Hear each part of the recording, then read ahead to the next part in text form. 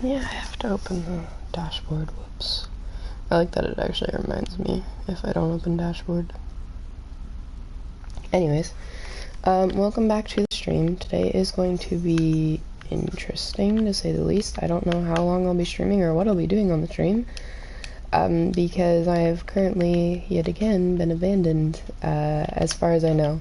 So, to briefly catch you guys up, my partner took today and tomorrow off from work because tomorrow is his birthday, and that's a whole nother topic and issue because of the fact that he took 2 days off for his birthday and none off for mine, but it is what it is.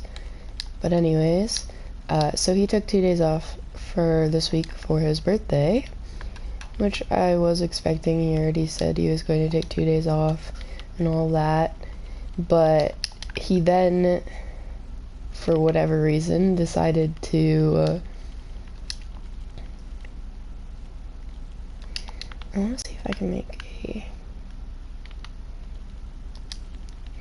he then, for whatever reason, decided to go off to his friend's house to spend the night last night, which was also fine. I was expecting it. He told me he was going to like 3 days ago, so I kind of expected it, and I was already prepared in my brain and already knew what was going on and everything, so I was fine with it again. But then I just got another message that he is in fact going to spend the night again tonight, so that's interesting. I don't know when he'll be back. I had work to get done today, so much for getting that done, but it is what it is, I suppose. So yeah, I guess we're just chilling today and going to be doing not much of anything. I don't know how long I'll be streaming because he's not going to be home, and I don't know how long I'll be able to focus on streaming. I also don't know what I'll be doing on stream. Right now I'm trying to get the material to go work on the witch tower some more, but yeah, that's interesting. I don't know what's going on with that and why that's a thing, but it is what it is. Currently all of my muscles absolutely hurt because I spent most of the day yesterday doing a bunch of tasks and things at my dad's house, trying to move some of my stuff around that was left there, and it ended up making all of my muscles extremely angry and sore, and it's not very comfortable. But it is what it is. So most of my muscles are screaming at me today, which is fairly normal for my standards, and I'm trying to get some stuff done. Yesterday I also spent like 4 hours moving boxes and moving stuff around and trying to reorganize a bunch of stuff, which is partially why I'm so in pain, but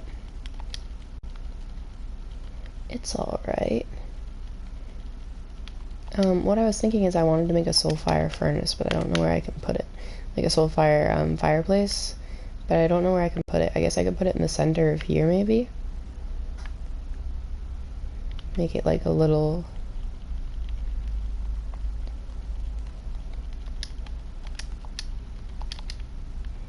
enclosed stone area so that it doesn't burn anything, hopefully.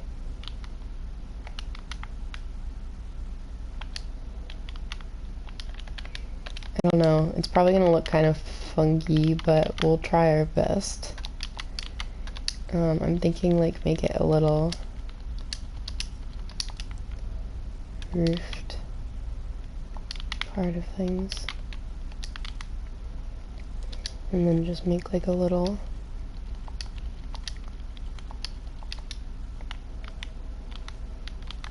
chimney part of it that goes up and out. I don't know. This is weird, but it is what it is. What I was thinking is doing it like this and then just doing slabs around it so you can like see that it's in fact a little furnace section. But my worry is that the fire will spread, because I don't know what the rules are on fire spread. Like, I don't know how to contain it to keep it from spreading, is my worry. So I don't know how that's supposed to work.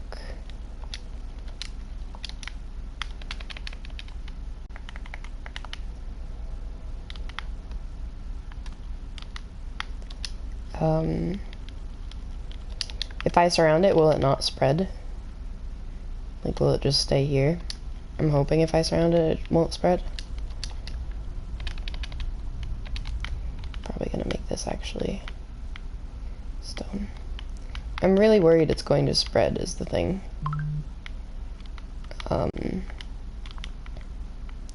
So I don't know how to handle this.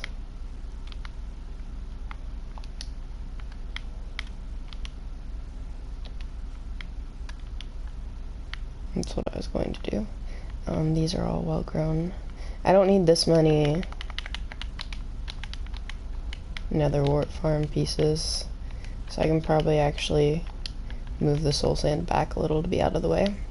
Especially since I have a fortune axe, so I can just kind of get a ton of it every time I farm it. Yeah, so I don't know. I figured I was going to stream today anyways, regardless of whether he was coming back or not, because I wanted to stream, since I normally stream on Mondays,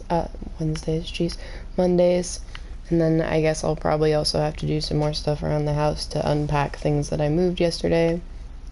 My muscles will not like it, because they are in a ton of pain, but it is what it is. I didn't expect to be so sore when I woke up today, but I definitely am feeling the effects of spending the whole day yesterday doing a bunch of tasks for the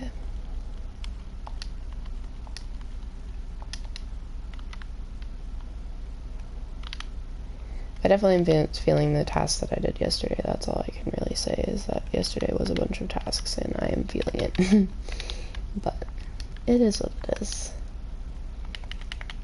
As you can tell, my brain's also very fizzed out today, so it's hard for me to actually remember what I'm saying or focus long enough to say what I'm trying to say. But I'm trying my best to make it work.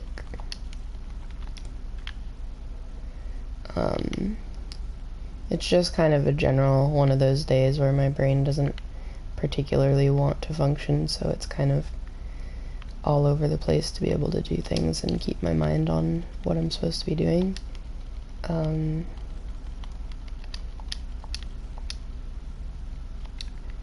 need a crafting table. There it is.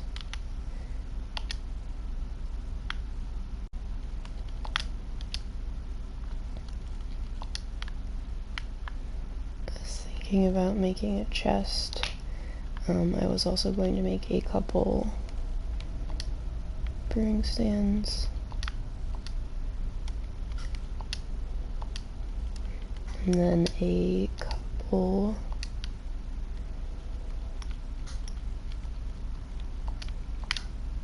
cauldrons. And I also forgot to grab the wood that I need for... I mean, I know I have barrels, but I like the look of chests sometimes, so...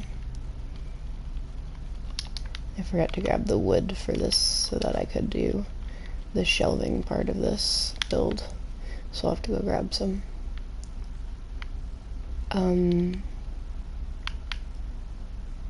Yeah.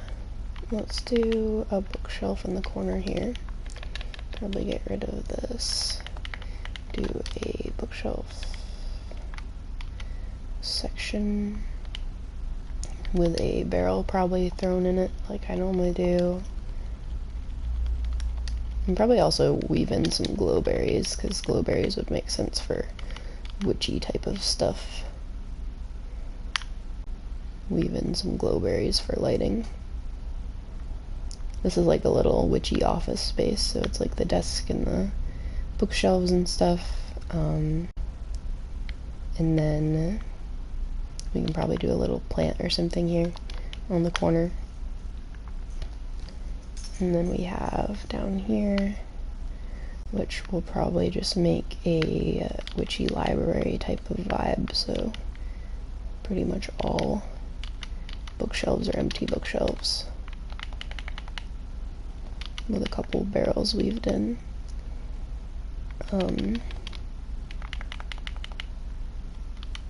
so that it's like a little library idea. We'll put some sort of lighting in here, probably glowberries, and we will, okay, I need this to be an actual blank, so I need it to be like that. Alright, let's do, we'll see, regular. It's a nice little library, and then we can do a simple little shelf or something on the corner here.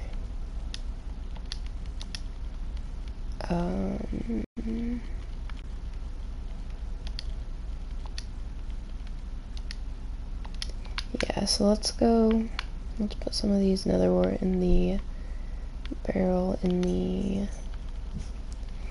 room here, so we have it as a supply for brewing. And let's go sleep and gather the rest of the things we need to finish decorating. I shouldn't need any more cobblestone stuff, so I can put all that away, which will clear up a lot of space in my inventory.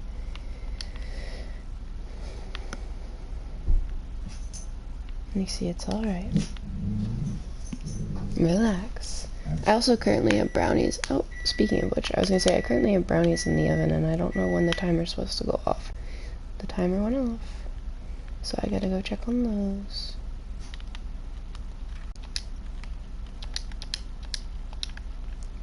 Put some stone away.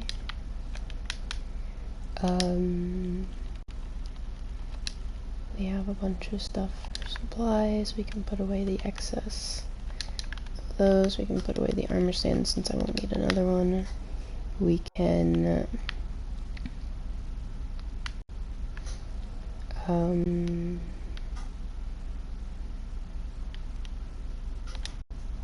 we need, that's what I was thinking. I was trying to remember what I needed. We need this, and we need this. Alright. Okay, I gotta check on my brownies, so I'm gonna mute and go check on those.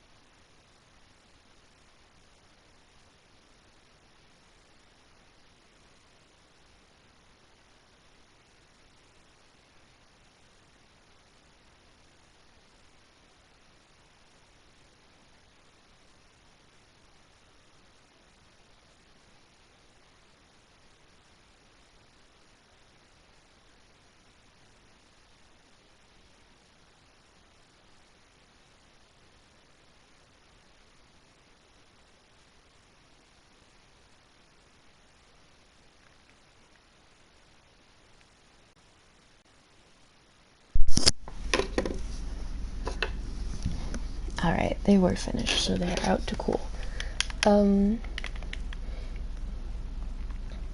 Poor Nixie is really on edge because she's not used to being alone with me for this long, and normally her and I aren't alone for this long, so she's very confused and on edge as to what's going on and why he isn't home. But what did I just pick up? Cobblestone. Okay.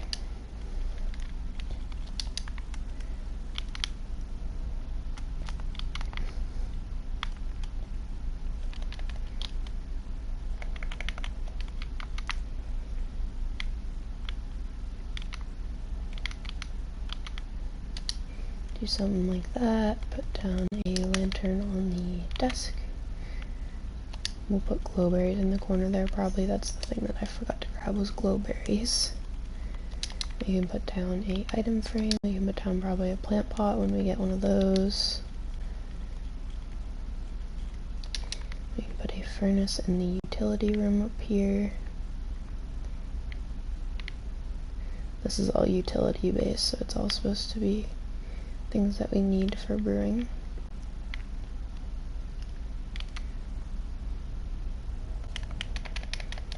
think I'm gonna switch it out with one of the, well no, I'll put it here, and then I'll put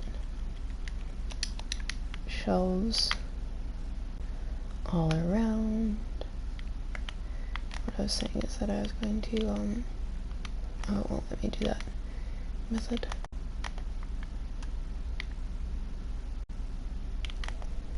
I'm gonna have to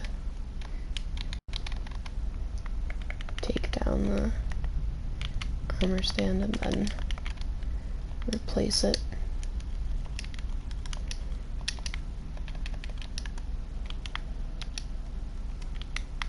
There we go. So what I was trying to do is make this a table as well, so that there's plenty of workspace type of setup. And then we can have brewing stand,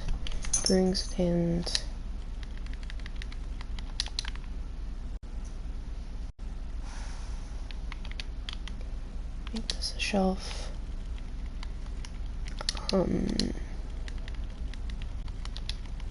couple item frames, add a little bit of coal into the furnace. There we go. And then we can adjust the lighting setup. Probably put like a overhead lantern here. So it's a little nice little cozy atmosphere. I like that. Alright. So that floor is complete. And then we need more dark oak slabs because we need to fill in some of the sections that got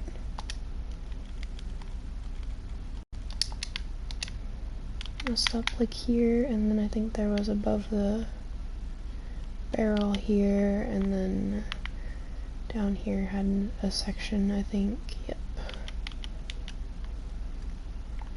And then down here I already did.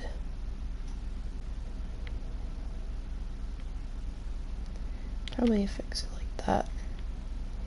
Looks a little bit better. Actually, that's probably where I'll put the lantern then, since that already has to be there. I can use it for a lantern stand. Oop, lag. Use it as a lantern stand since it already has to be there to make things look nice. Put one there. I think that's as complete as it'll get since it'll just be simple. And then up here I do need more lighting, I think. But I can probably put glowberries on the corners here. And probably do slabs here. And put glowberries on the corners. And then we'll be fine on lighting. This is really plain for some of these rooms, but that's because it's just kind of decorative. I'll probably add like a leaf or something interesting in here.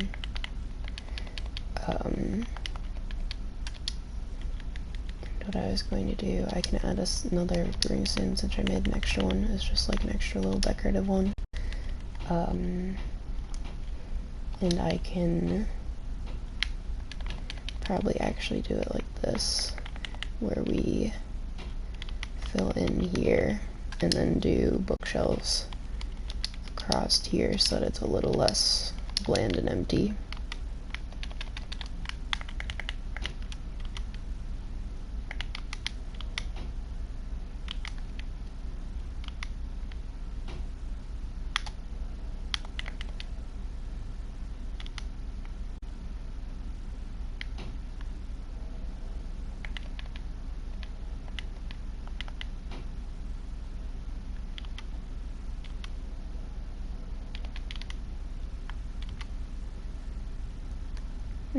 We can actually make this like a full-on. What the problem is it has to face weirdly to make sure that the loom part is fully hidden. I was just realizing we can make this like a full-on little... Oh, well, then we wouldn't be able to get up, though, to this floor without... But that's fine. I don't really need this floor, so I'm kind of fine with just... Oh, that's a stair. I'm kind of fine with just letting it be this little, kind of hard to get to little platform, so that it kind of adds a little decoration.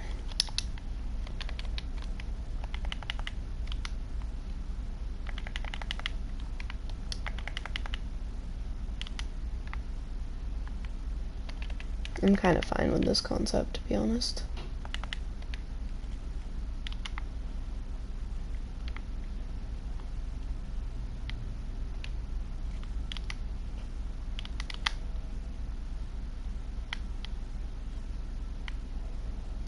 Just making it a simple little platform that's a little hard to get at makes it kind of cool. Not to mention, I doubt I'll be going on this very much anyways.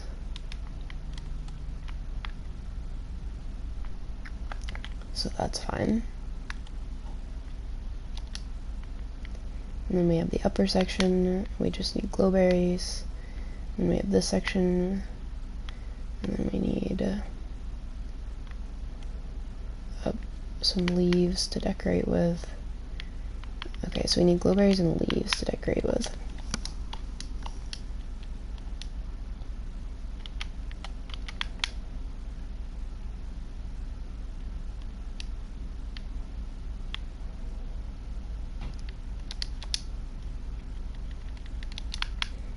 I don't need campfires. I grabbed them in case I wanted to use them as decoration. I don't. I don't need half of these books because I'm just going to put a couple in item frames and be done with it.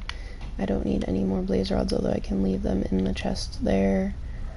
I don't think I'll need any paintings or item frames anymore. I do need some plant pots and some flowers. Do an allium and a cornflower. And I need some leaves. And I need glowberries, so I need to make room for those. I don't think I need chains.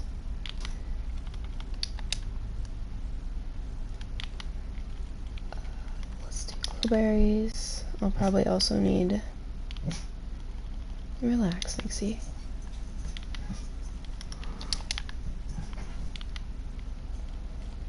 These for decoration. And I was thinking bone meal to get more glowberries. But again, I'm running out of space in my inventory.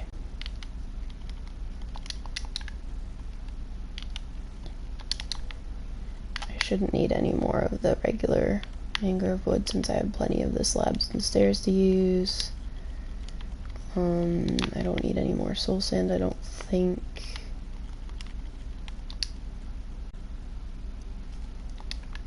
And I shouldn't need another crafting table, but I can find a place for it.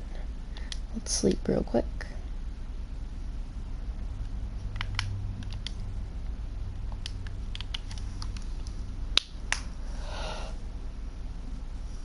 Ay, ay, ay.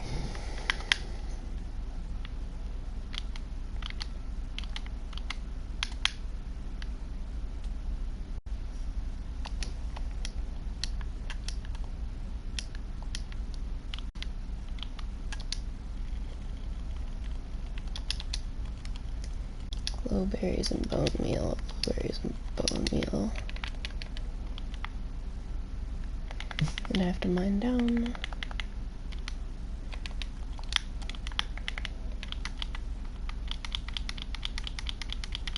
I'm just spamming a little to get some more glowberries since I don't have very many. And I can afford to waste quite a bit of bone meal with how much bones we have.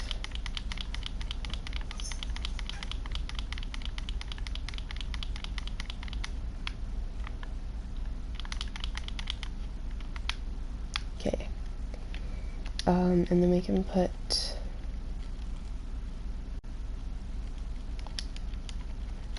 a book in this item frame, and we can put down a plant pot with, we'll do the allium down here.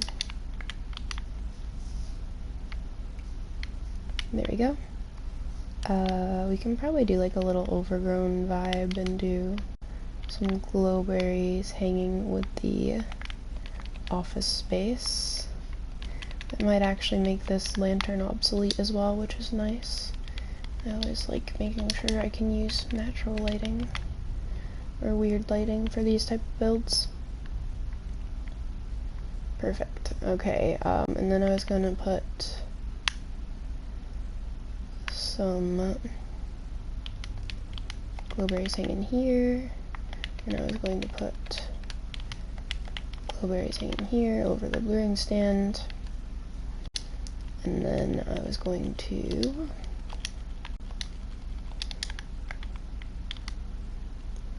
put sweet berries down as a decorative touch, put a book down as a decorative touch, put some blaze rods in the chest, and put, trying to find a way to hide the crafting table into the build, but there really isn't a way to.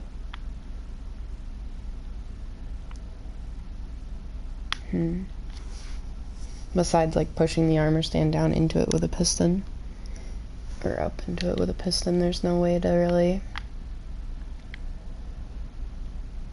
hide it. Oh, actually, I can do it like that. There you go. So we have it if we need it for when we're brewing and stuff. I don't think I need any glowberries in here, or wanted any glowberries in here. I wanted glowberries up here though.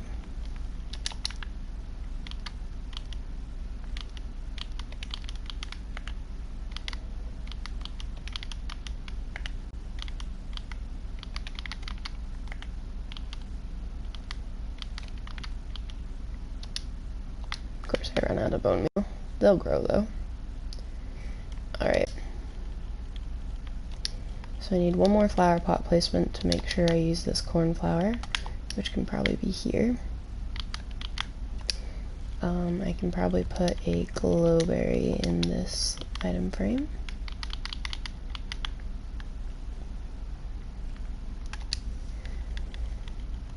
Yeah, I think that's pretty good.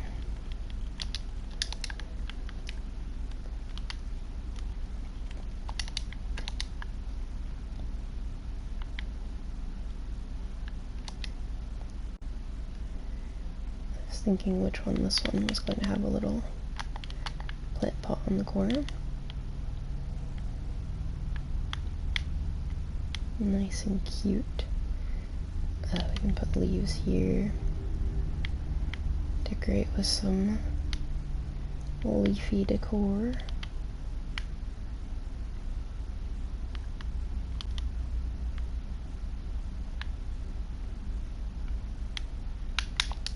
Kind of give it an overgrown vibe a tiny bit so that it's not quite so organized and neat.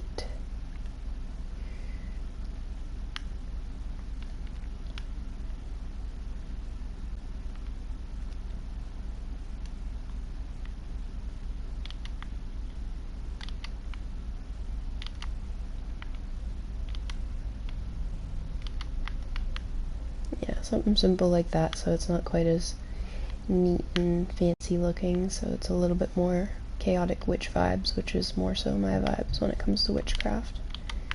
And then I was thinking I'm probably going to get some leaves around here.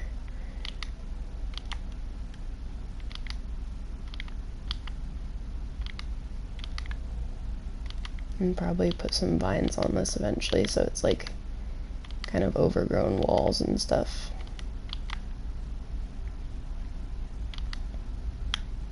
Probably even actually, I really wish I had scaffolding. I'll probably make leaves like climbing down it at some point.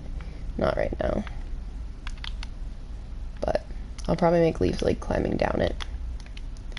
And then I need some fences to put lanterns on so that I can make this lantern lit around it instead of torch lit, because that's eventually the plan, is that each build will eventually have less and less torch based lighting.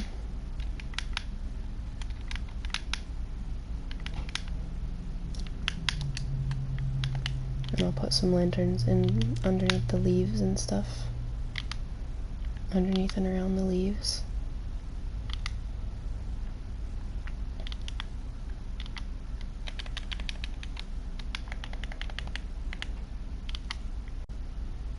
There we go. And then I'll make some fences.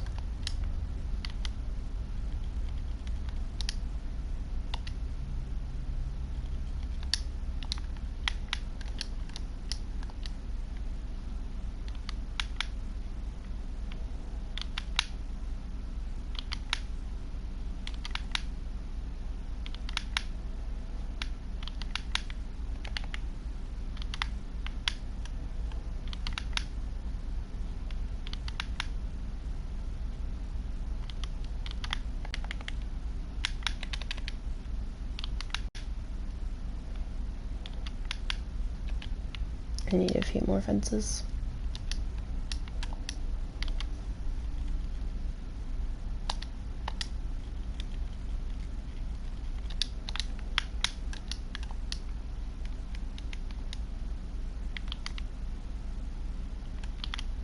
Something like this should be enough lighting, I think. There we go. So we have a nice little witchy space. It'll need a little bit more outdoor decoration at times, but for now it's decorated enough and it's complete. I'm probably going to move some of our potions into it actually, for when we need potions.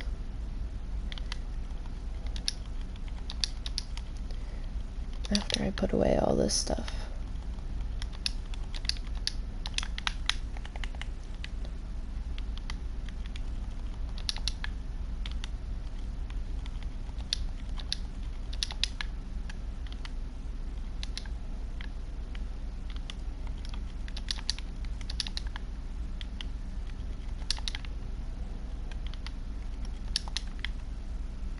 I do need more oak wood in my inventory.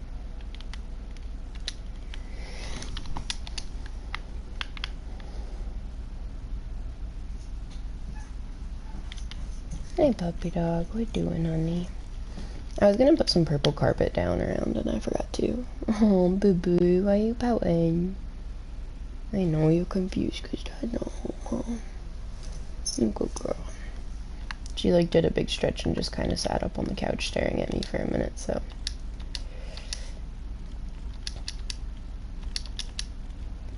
Just kind of making some of these moved into the witchy space to save some space in here and to just make overall more accessibility in the witch area. Technically all of these should be in the witchy area, but for now they won't be.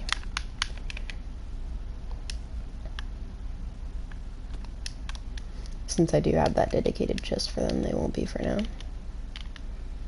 But for example, this one will probably have some of the regular health pots.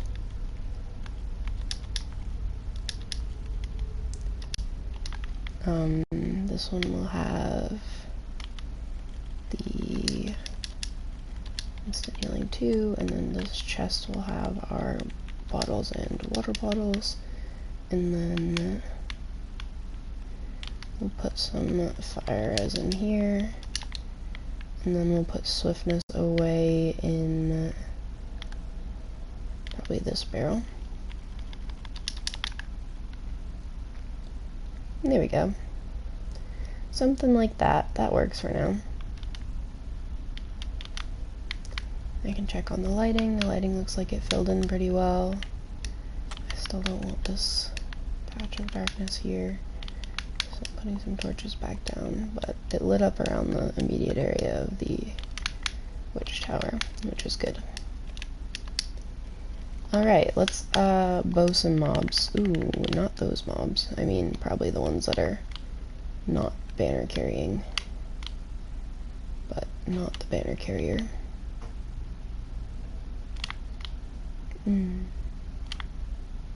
I can't hit them to save my life. I really don't want to bother doing a raid, to be honest. So that's why I haven't bothered letting them find the village yet, or doing the bad omens effect. I don't particularly like the idea of a raid. I will probably just camp on top of a building and try to shoot everything down. Luckily we have really good armor, so I'd survive a raid just fine, but I don't particularly want to survive said raid. Or go through said raid.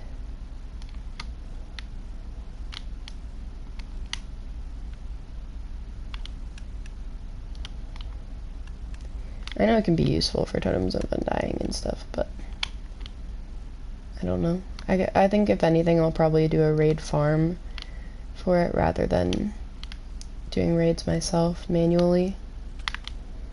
But my first farm that I need to make before any of that is the Enderman farm that I need, so.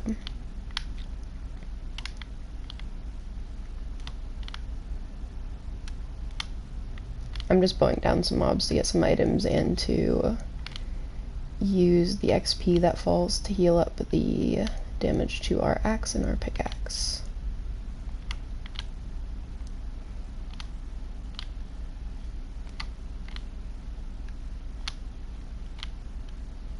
We can technically already respawn the Ender Dragon if we really wanted to. I do need to make an Enderman farm. We can technically already respawn the Ender Dragon real quick if we wanted to and defeat that again.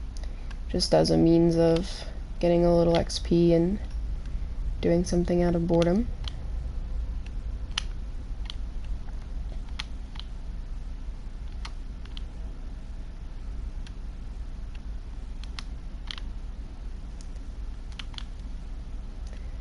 On Saturday, okay, so I haven't updated you guys about what happened over the weekend and stuff since I stream. So Friday was, we went to my dad's and Nixie got to run around and I did some packing of things so that we can move things.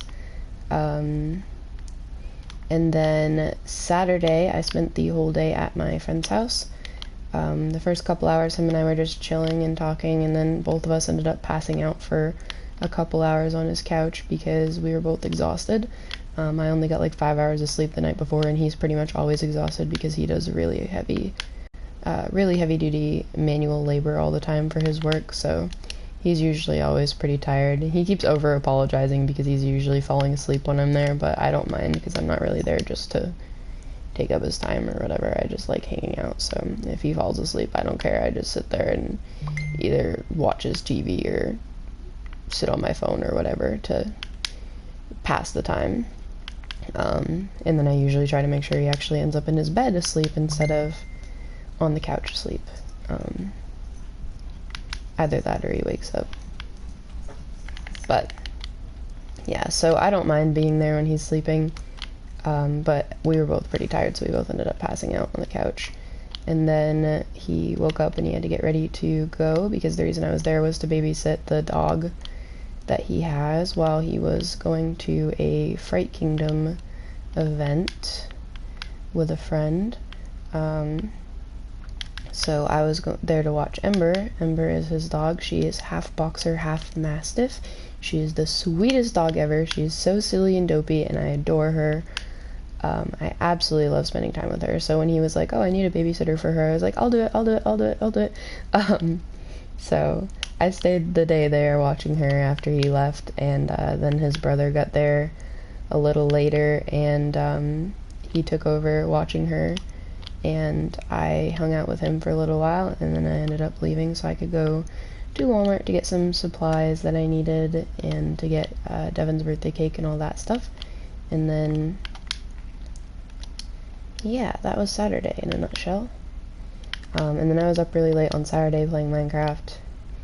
And Sunday, I got up pretty early-ish because my brain did not want to wake up. I also forgot my meds on Saturday, so my brain was really, really crashing. Like, genuinely, I couldn't keep my eyes open for most of the day. I napped for those couple hours at his house, and then when he was gone, I just tried to, like, read a book to keep myself occupied. And then, like, when I got home, I was exhausted, but I stayed up really late, and then when I finally passed out. I did not want to get up in the morning. I had 3 alarms I completely ignored, and I still just barely woke up about the time that we were supposed to be leaving the house, not when I was supposed to be getting ready and awake. So yeah, it was a whole mess. I did not want to function. So it's the lovely part of being on a stimulant dose for a long time. Or not really a long time, but for over a month of being on a stimulant dose. When you miss it, you are crashed so bad. But yeah, so then Sunday I got up semi-early and got moving, and we went to my dad's, and he worked on his car while Nixie got to run around. She ran around out back for a while, and then she was out front walking around with them while I was in the house packing stuff and moving stuff around and figuring out what we could pack into his truck before we left. We did that for a while. We were there for most of the day. We got there at like, I think we got there around noon and we left around 5, something like that. So it was quite a few hours. It was a handful of hours of me packing and moving things, which is why my muscles are killing me today, partially. And then we loaded everything up into his truck and we headed home. And then he helped me get everything from his truck into the house, and then I cooked dinner, and he left because he was going to go to his friends for the night because he had already told me about it a while ago.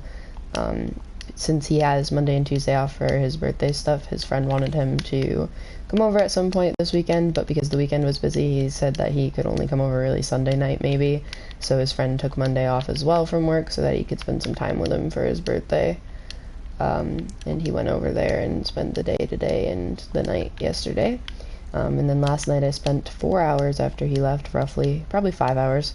4 hours was when I was documenting it. Completely reorganizing the house. I had to take everything out of the second bedroom because the second bedroom is an absolute mess and it's been piling up things that I need to organize and put on shelving, but I didn't have shelving for it. The shelving that I needed was the stuff that was at Dad's that I just moved. So I had to take everything out of that room, which was a lot of boxes and stuff, and reorganize all of that and kind of sort it into what's going to be opened right now of boxes, what needs to wait until I have a shelving, all that sort of stuff. And they all sat in the hallway, and then I had to bring a bunch of stuff up from downstairs after I finished cleaning it, since I had a bunch of like plastic cubbies and stuff that I had to clean out before I could use them here, since they were all really dusty, since it sat in my room at my dad's for quite a while without being touched. So I had to clean out all of those, and then I started bringing those upstairs. And mind you, me going up and downstairs is not good for my heart. My heart health's really bad as is, and it does not like going up and downstairs repeatedly. So I was very out of breath and very uncomfortable for that entire time. But I just kept bringing stuff up and down and getting everything where it needed to be. I was putting a bunch of boxes from downstairs that I had packed and brought here upstairs to sort through. I was getting the cubbies up there. I ended up setting up a desk for him because one of the birthday presents I got him was a new computer desk, since he didn't have a computer desk and he wants to be on his computer more often. So I put together his computer desk, since it was like $100-something desk that I bought that you have to assemble. So I assembled that, which took me about an hour on its own because it was really annoying and confusing. And then I put his whole like computer and monitor and keyboard and mouse and got that all plugged in and running and everything. The only thing that I realized I need is a wireless adapter for him because he has to have Wi-Fi and we can't run an Ethernet cord through the whole house, so we're going to have to just get one of the USB wireless adapters for him. But those I'll have to get at some other point. But I got all that set up, and I put a bunch of stuff into the second bedroom for organizing, so like cubbies. I started labeling the cubbies. I set up a little system for keeping everything labeled and organized. And then I started unpacking boxes, and I unpacked a bunch of boxes and would sort them as I unpacked them, and then would put them in the place they need to be, unpack another one, on and on and on. It took me quite a while to do that. I spent quite a few hours doing it. Nixie did fairly well. She doesn't like me being upstairs when she's downstairs on her own, so she was anxious. But at first she was tired enough that she lasted almost a whole hour without actually coming upstairs to check on me because she was just sleeping downstairs. But then when she knew I was going up and down the stairs and moving stuff around because she had woken up enough, she kept following me and kind of getting anxious, so I had to put a gate across the top of the stairs so she wouldn't get in the way or get underfoot. And then she just kind of kept pacing up and down the stairs and checking on me. So she did alright though. And then I finished all that because I completely stopped being able to focus. My brain finally hit the point of not being able to focus. And that's when I got on here and started playing and streaming because I wanted to get some stuff done that I figured I'd have to have the stream on for, like the netherite and all that. So that's what I did. I was supposed to use no mic, but there was some new friends chilling that I wanted to talk to, so new and old friends chilling on here talking with me, so I talked for a while, and then I went back on mute.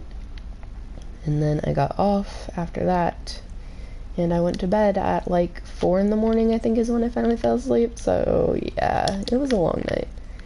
And then today I woke up late since I had a lot of sleep to catch up on, and Nixie got her to go out and got her food and stuff.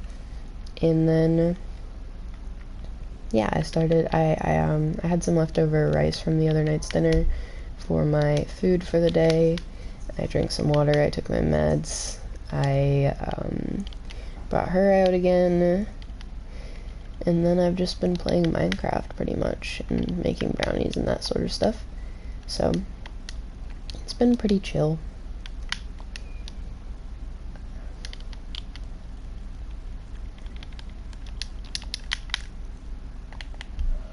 I fished on here for a little while before I started the stream because I was trying to figure out whether I wanted to stream yet or not and what my schedule would be, because he was supposed to get home around like 5 or 6 and I still wanted to do some more unpacking and organizing and stuff.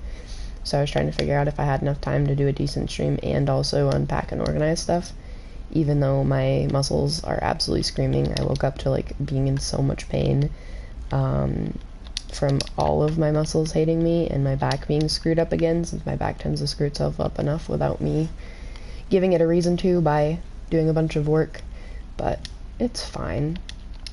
So yeah, it was not a fun wake-up call by any means, and since then it's just kind of been this, I guess.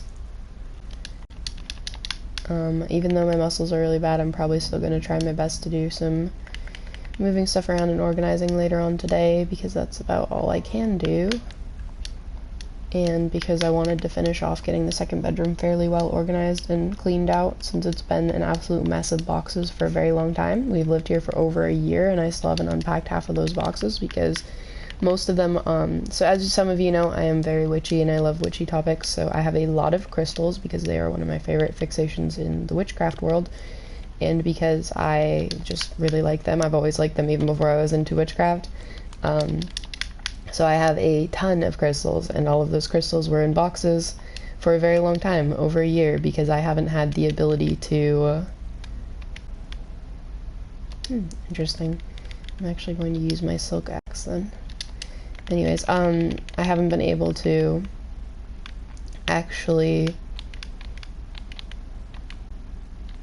unpack them and put them on shelves, since I didn't have shelves for putting them on. So they've been staying in boxes so they stay safe away from the cat and the dog and stuff. And because of that,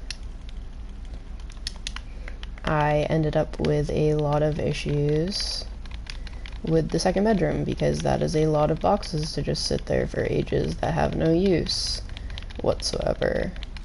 So now that I have at least one shelf from my dad's that I can use as a display shelf, I'm hoping I can start unboxing those. But there was also a lot of stuff that got tossed in there because of my craft supplies, my arts and craft supplies. I wanted to put into cubbies that I just brought from my dad's that I've had there for ages, like the big plastic 3-drawer type of things. So I wanted to put them into that to keep them organized and to have them out of the way, since they were originally in the cubbies that were the base of our bed frame. But since I've been collecting a lot more books, I needed those for book space, so I had to take it all out, and I just put them in the second bedroom for then, so that I could have them out of the way, and since I didn't have anywhere else to put them at the moment, which meant that they crowded a lot of the second bedroom, since I have a lot of that stuff, and I just loosely packed it into random boxes. So yeah, I had to move all of that around, and I organized all of that for the most part, and then now I have to start working through all the boxes that I just brought from my dad's that I had packed, which is quite a few. So yeah, there's a lot to work through, for sure. I still have quite a few boxes around here that are sitting near me right now that I have to unbox that were from my dad's. I brought pretty much my entire board game collection from my dad's, which is almost 20 board games if I remember correctly. So I have to find a place to put those. I'm thinking I'm going to put them here in the downstairs closet, since the downstairs closet is right next to the living room, so it would make sense for like if I wanted to play them with friends or whatever, they'd be right in the living room where you'd normally be playing them. So sadly, I have not played board games in a very long time. I miss my board games, but my partner doesn't play board games, or at least kind of just avoids the topic whenever I ask him to play board games with me, so I just have them sitting around collecting dust. So they'll be probably in the downstairs closet, which is another part of the house I really need to organize and readjust, since it in fact has been absolutely packed for a very long time with just whatever miscellaneous stuff we wanted to throw away and throw into it. Not throw away, but throw into it. We had a lot of different, like, I had a lot of music related items I put in it. He had a lot of different miscellaneous things he brought from his mom's house or whatever that he just kind of tossed in there because he didn't know where else to put it. Stuff like that. So I have to reorganize that as well. And then I have a bunch of books that I brought that I have to find places for, since I just ran out of almost all of the space of the cubbies that I've been using as bookshelves underneath our bed.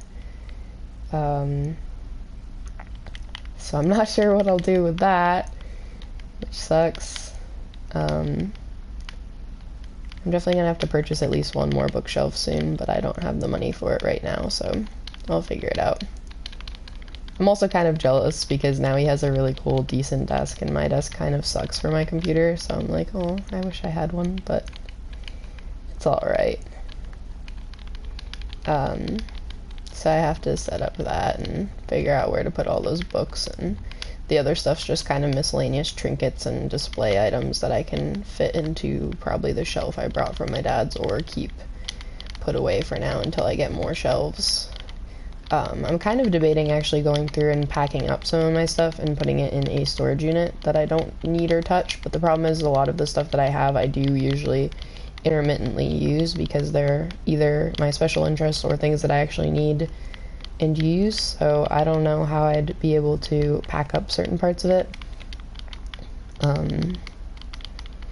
The best way I can describe it is I am an item hoarder. I'm not really a hoarder by any means, but, which I mean, I guess most hoarders would say they're not hoarders, but I'm not really a hoarder by any means. I do know when to get rid of things, but I am an item hoarder, as in I hoard a lot of items to do with my special interests, or items that I find cute or cool, or things like that, and they just take up way too much space and sit in my room for ages, or sit in my wherever I'm living for ages, as a means of having them rather than actually using them, especially because I have ADHD and autism, so I have my very long special interests that have lasted for ages that I still show interest in fairly often, but then I also fixate on some of my special interests off and on. My fixations will fluctuate depending on what my ADHD wants to do at the time, so like I'll fixate on crafts for a while and then decide to not touch crafts for ages, or I'll fixate on witchcraft for a while even though it's been one of my special interests, or like mythology even though it's been one of my special interests. I'll suddenly decide to fixate on it for a while, which will make my brain actually focus on all that things that I have, but then when I'm not fixated on it, I don't need all those books and all that materials and all that stuff, but yet I still have it because I would ideally like to still use it whenever I fixate on it again. So it kind of, like, I just collect a lot of things to do with my interests, which isn't the worst thing in the world, but it is kind of irritating when it comes to not having a ridiculously crowded house at all times, and also in cases of when I have to move and things like that. 90% of this apartment is my stuff, so, and not to mention if anything goes wrong or if I ever need to move out, I really would have a hell of a time moving out if I have to move all of it at once. So it's a whole mess, and I'm not sure how I'll handle it. or reorganizing and adjusting what space I take up in this house, but eventually I will figure it out.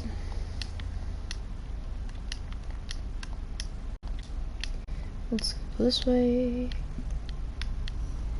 So I have all that to unpack. A lot of the books I also want to get rid of, so I have to like create a separate pile or separate shelf that has all the books I want to get rid of.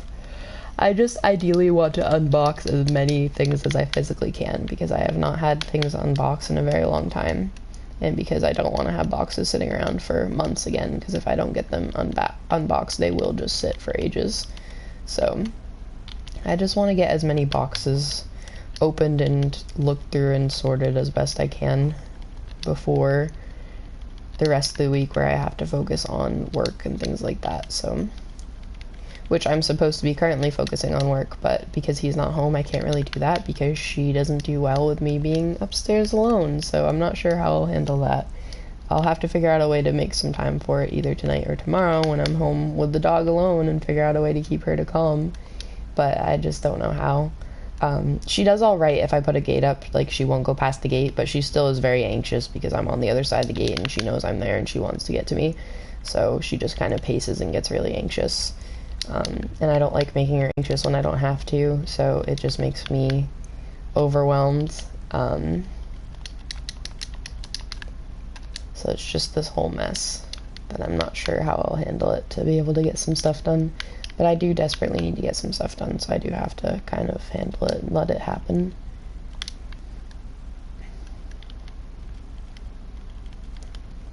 I really wish I could have infinity on this, but I could have sworn, I swear that my bow that I had mending and infinity, so I don't know how I can't have infinity on it all of a sudden.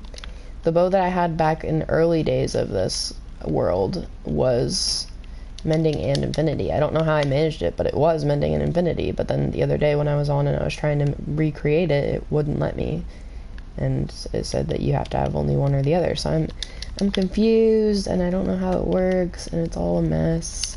I'm taking some of this stuff to go trade with villagers because I need some more XP and emeralds for the sake of boredom. I also have to get one more wither skull to make a wither to try to get a star to make a beacon. Granted, I don't really use beacons, so it'll be more so for sake of saying that I have it than actually using it. Maybe I could put a beacon in this area, like in the center of the village or something, as kind of a marker of where the village is, and as a giving me like maybe speed or something so I can get around the village faster to trade with villagers and set up things. Maybe that might be useful, I guess, having speed to get around this big area a little easier, and it should fairly cover most of the radius from a beacon. I'm not sure how big the radius is for beacons. Again, that's something I've literally never touched in any of my playing, and it's a really common thing to do now, so I kind of have to deal with it. I've never seen any use for them. I prefer just playing as is, so I've never really ever bothered touching it. And that way, and because of that, I don't really know much of the mechanics of how far they reach and all that. But with how many emeralds we get off villagers all the time, we could legitimately make an emerald beacon at some point if we wanted to set up an actual beacon that we could use. And then we would have a beacon to use for things.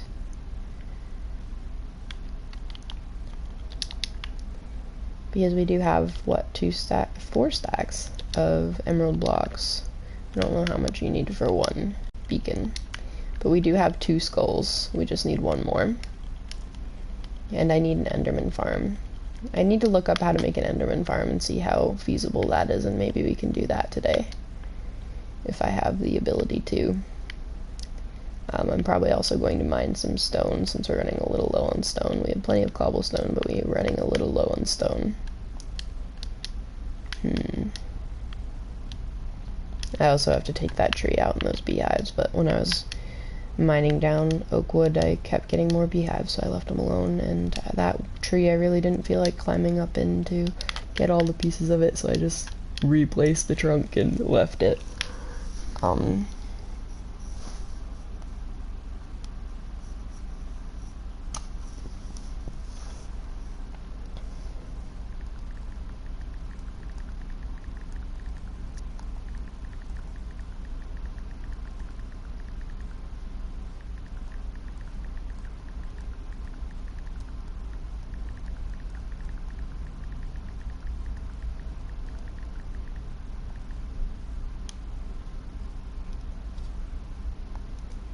I love that he didn't answer me after that.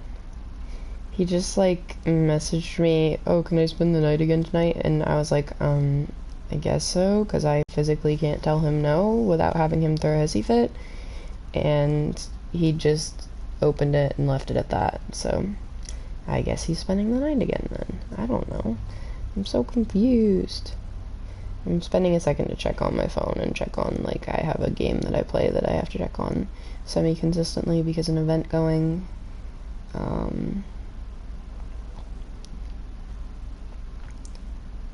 I have a couple things to check for messages.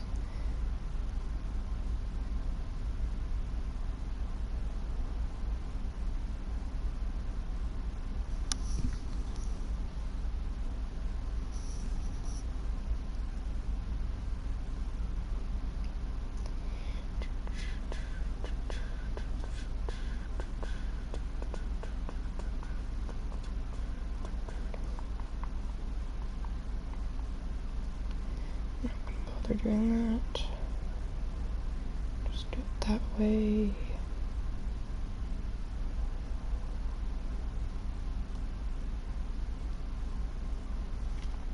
You guys can, oh, wrong joystick. I was gonna say you guys can watch the world while I try to check on everything at once.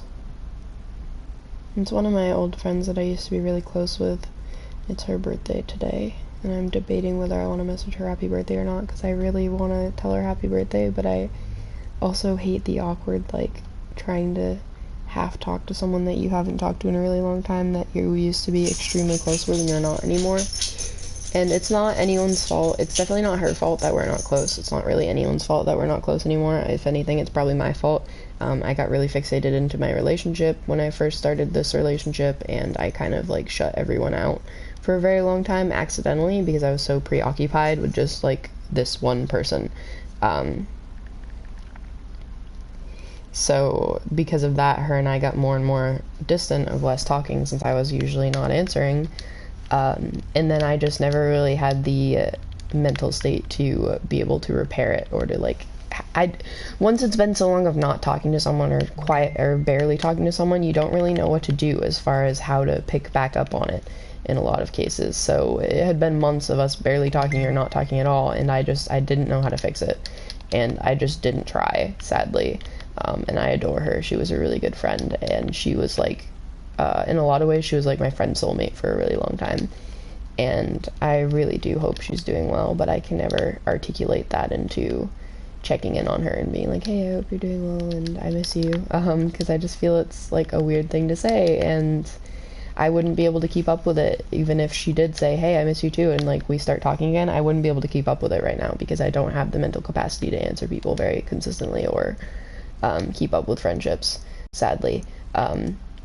So I think it would be a waste of her and my time if I just started talking to her again to be like, hey, I miss you, because I will disappear off the face of the earth again, and then it'd be a repeat of the last time that it happened. So I don't know.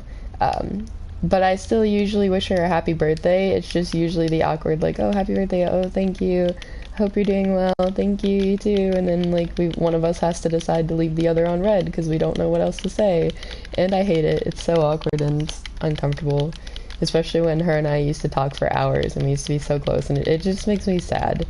I hate losing friends more than I hate losing relationships, to be honest.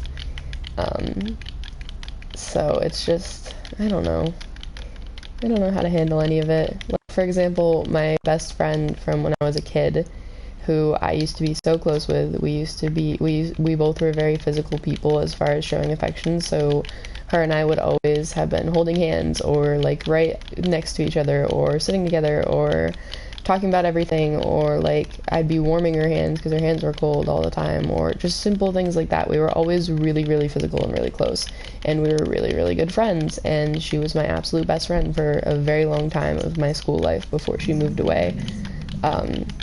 She just moved back to our hometown that we grew up in, because she got her own apartment, and it ended up being in that hometown that we grew up in. And I haven't seen her in years, because every time that I do run into her, we usually just kind of briefly talk and then say, like, oh, we need to hang out, we need to catch up, and then neither of us ever actually finish making plans because we're both really the same people as far as we can't make plans to save our lives. Like, her and I used to literally spend entire weekends at each other's houses, and now we can't make plans to save our lives, so we just don't. So, like, she definitely was the type of friend that I was really, really, really close with, and it really hurt to lose her when she moved away. And now it's just kind of like this awkward limbo because I don't know what to do, or if I should reach out or how to reach out, and it's such a mess. I hate it. Why does it have to be such a crisis to have friends? Nixie, stop. Like, her and I have so many good stories with her. She was the type of person that was like always there for all of my birthdays. I was always there for all of her birthdays. Like, we always went to each other's houses all the time. Half the time she'd come over for the night, and then she'd end up spending the whole weekend because we'd ask if she could stay even longer when she was there, and we'd have to like rope both of our parents into letting her stay longer. And pretty much my mom did call her and still calls her second kid, or like, she has more than one kid, but like, she used to always call her like her extra kid because she was always there, and she was always like a kid to my mom, and my like both of my parents still adore her and like love to hear about her and hear how she's doing and know what's going on in her life. Whenever I know a little bit about what's going on in her life, I usually will update them too, and I'll show them like her new hairstyles and how she dyed her hair this time, and like just all that simple stuff, and they love to hear about it.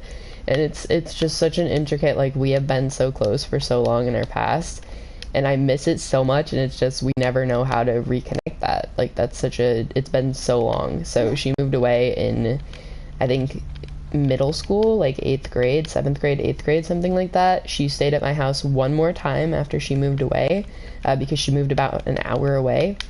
But at that time, she was with a new boyfriend that was kind of manipulating her, and she was really obsessed with, as I get with many of my partners, and she just like didn't want to spend time with me at the time, and it kind of like made me feel really uncomfortable and upset, and so I never reached out to her again after that sleepover that we had.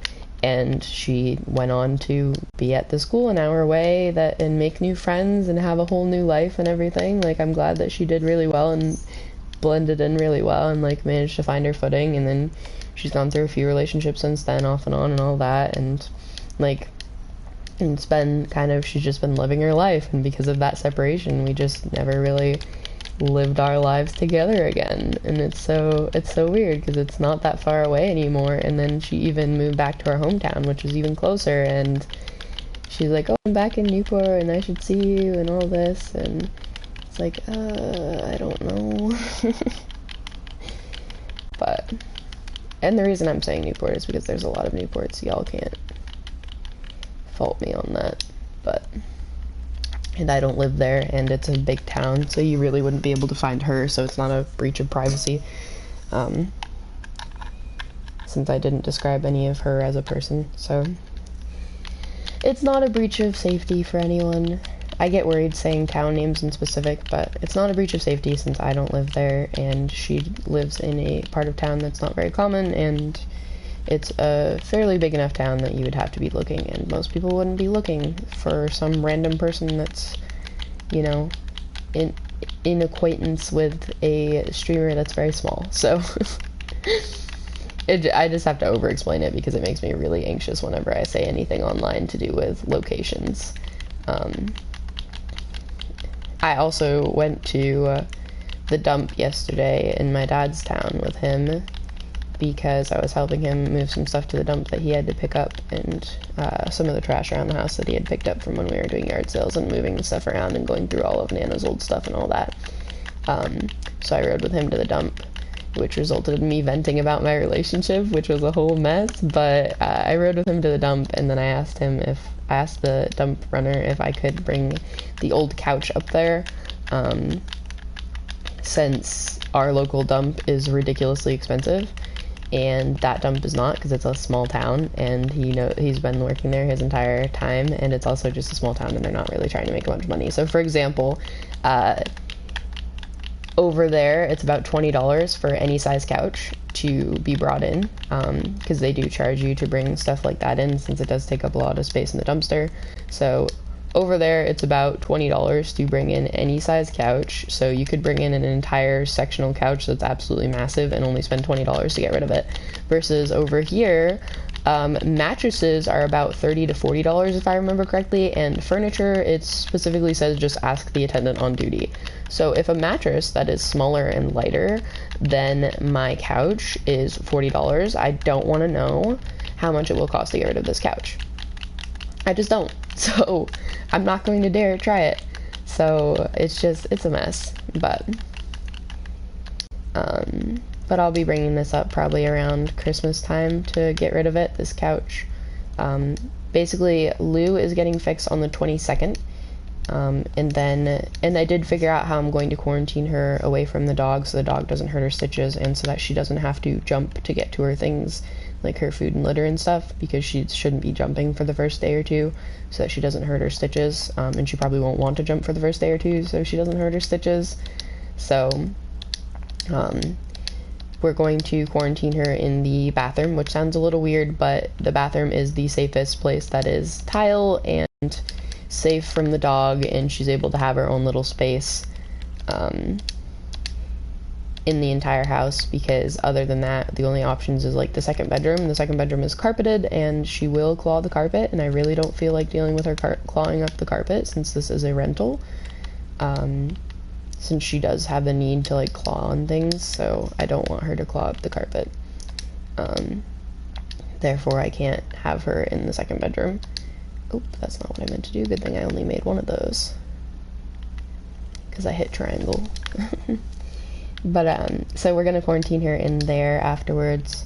I'm just saying quarantine because she's going to be separated from everything. I'm not, like, she's not sick. She's not going to be, like, there for any reason of keeping her because of illness or anything. It's just to keep her safe and comfortable while her stitches heal a little, to be able to move around better and go back to her normal life. Because Nixie is generally fairly rough with her, mostly on accident, because she doesn't know her size and the cat's very small, so it's not very safe for the cat to be around the dog too much. And on top of that,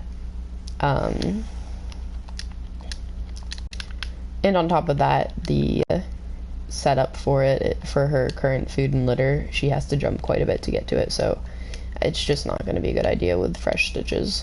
So she's getting fixed on the 22nd, which is hopefully going to fix any issue of her possibly spraying in the house again, because when she started peeing in the house, it was her first and second heat ever, so it was the change. Hey, welcome to the stream, how are you? So it was the change of hormones, so brief explanation, in animals, when they go into heat, they obviously have a lot of changes in hormones, similar to how when people go into, like, when women have their periods or when women get pregnant, they have a lot of changes in hormones and stuff like that. And those changes in hormones affect their body in a lot of ways, including affecting how their bladder works and their bladder control and how their muscles spasm or don't spasm. So, when Lou had her first couple of heat cycles, it was very new to her to have all these changes, and she didn't have as much control over her bladder as she normally did because of all these hormone changes and all the differences in muscle control. So, oh, that's interesting. I've seen animal births a few times, but yeah, a lot of animals, if they trust you, they don't really mind, or if they're just trying to get through it, they don't really mind people being around, so. But, so anyways, the first couple heats, she did not know what to do. It was the first time that she was having any sort of change with her hormones like that, and because of it, she didn't have any control over her bladder as much, and she didn't know how to handle it, so she kind of just would pee where she was if she had the urge to pee, because she didn't know how to get to the litter box in time. So because of that, she ended up peeing on the carpet a couple times, which we did clean very well. She peed on her bed a couple times, which was also easy to clean, luckily, because we had a waterproof protector for most of the times. And then we just started keeping the bedroom door shut so she wouldn't pee in there. And then she peed, like, in the dog bed, I think, once, and she peed on our couch a couple times. And mind you, this is over the course of, like, 3 months of heat. It wasn't, like, all just one heat cycle. That's only a week, I promise. So, because of all of that, we got really nervous. Like, this is a rental. We don't want to have cat pee everywhere. We don't know what to do. and we couldn't get her fixed right away since the clinic is usually scheduled out, and every time I tried to get a hold of clinics, I couldn't get her into one. But then over time, while I was trying to get her into the clinic, she started getting a lot better. Like, for example, the last 2 heats at least, she hasn't peed at all in the house. She's only peed in her litter box. But we still did schedule her to get fixed finally, so we're still going through with it because there's no reason for her not to be fixed. She's not going to be pregnant anytime soon or at all. I don't like the idea of breeding cats that have any issues, and she was most likely inbred considering she was from a household that had a lot of cats that were mostly siblings and stuff like that, and they don't know who was the father and all that. And she's a very small cat. I don't think she would handle pregnancy very well at all. Her mom pretty much looked like a basketball when she was pregnant because her mom was a similar size. Her mom was actually a little smaller than she is. And I just don't have any need to have kittens, so there's no reason to breed her. So I'm going to get her fixed anyways so that it'll help with that heat cycle going away, especially since when she is in heat, she is such a nuisance. She screams through the whole house, and she's always trying to claw things up, and she's always rolling around underfoot. It's just a whole mess, so hopefully she will be a little better when she's fixed, and she won't have any more heat cycles at all, because when animals get fixed, they don't have any more of the heat cycles, since they don't have any more of those hormone changes and things. So hopefully when she gets fixed, it'll be a lot easier in a lot of ways in the house. And then on the 23rd, we're going to my mom's house for pizza and presents, which is a Christmas Eve tradition that I've had at my mom's house for a very long time, that I've roped my partner into the last few years, where my grandfather on my mom's side will come to our house and we'll have pizza and we'll do the presents from them as like a little Christmas Eve early present kind of gift.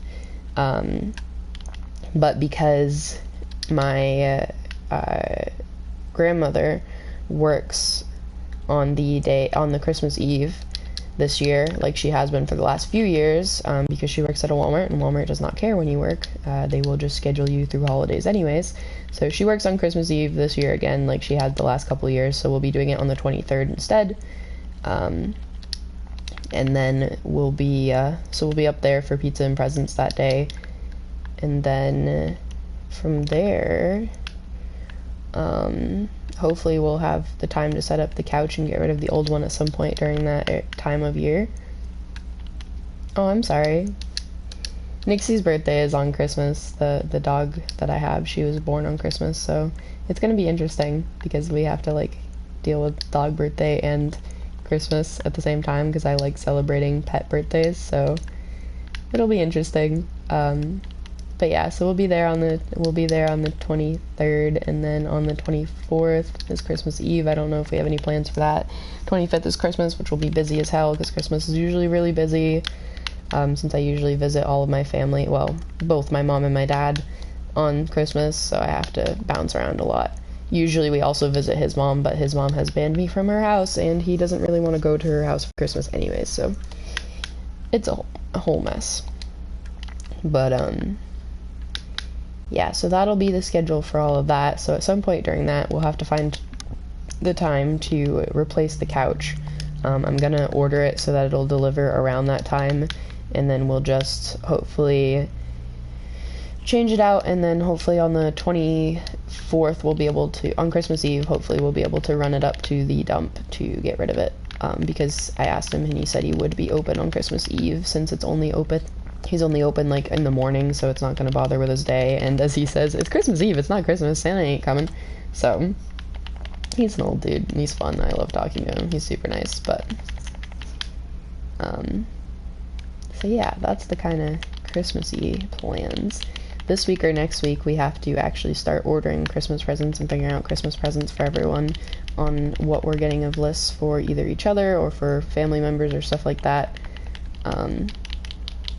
Because we've been budgeting for the last month to figure out to make sure that we had money for Christmas money, and now I want to get it done this week or next week so that we have time to, you know, make sure everything arrives and is ready instead of having to figure it out very last minute. Oh, I'm using my silk axe. I forgot about that. Whoopsies.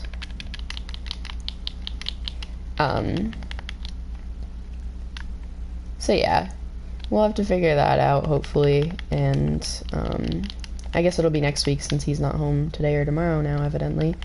And I don't feel like dealing with it during the week when I have a bunch of other stuff to focus on for work, so we'll have to figure it out at some point soon. The way that we're doing it is budgeting out for all of the other people that we're buying for, and then splitting the rest of the budget between each other. So it's gonna be busy these coming weeks. December is always a little busy and hectic. His birthday is in December, which means we also have to get his vehicle registered and inspected. Nixie, would you be quiet, please? His birthday is in December, so we also have to get his vehicle registered and inspected this month, which we did budget for, but that'll be a different weekend. We'll have to set aside a weekend where we can get it inspected. It's so much to deal with, and I am so tired.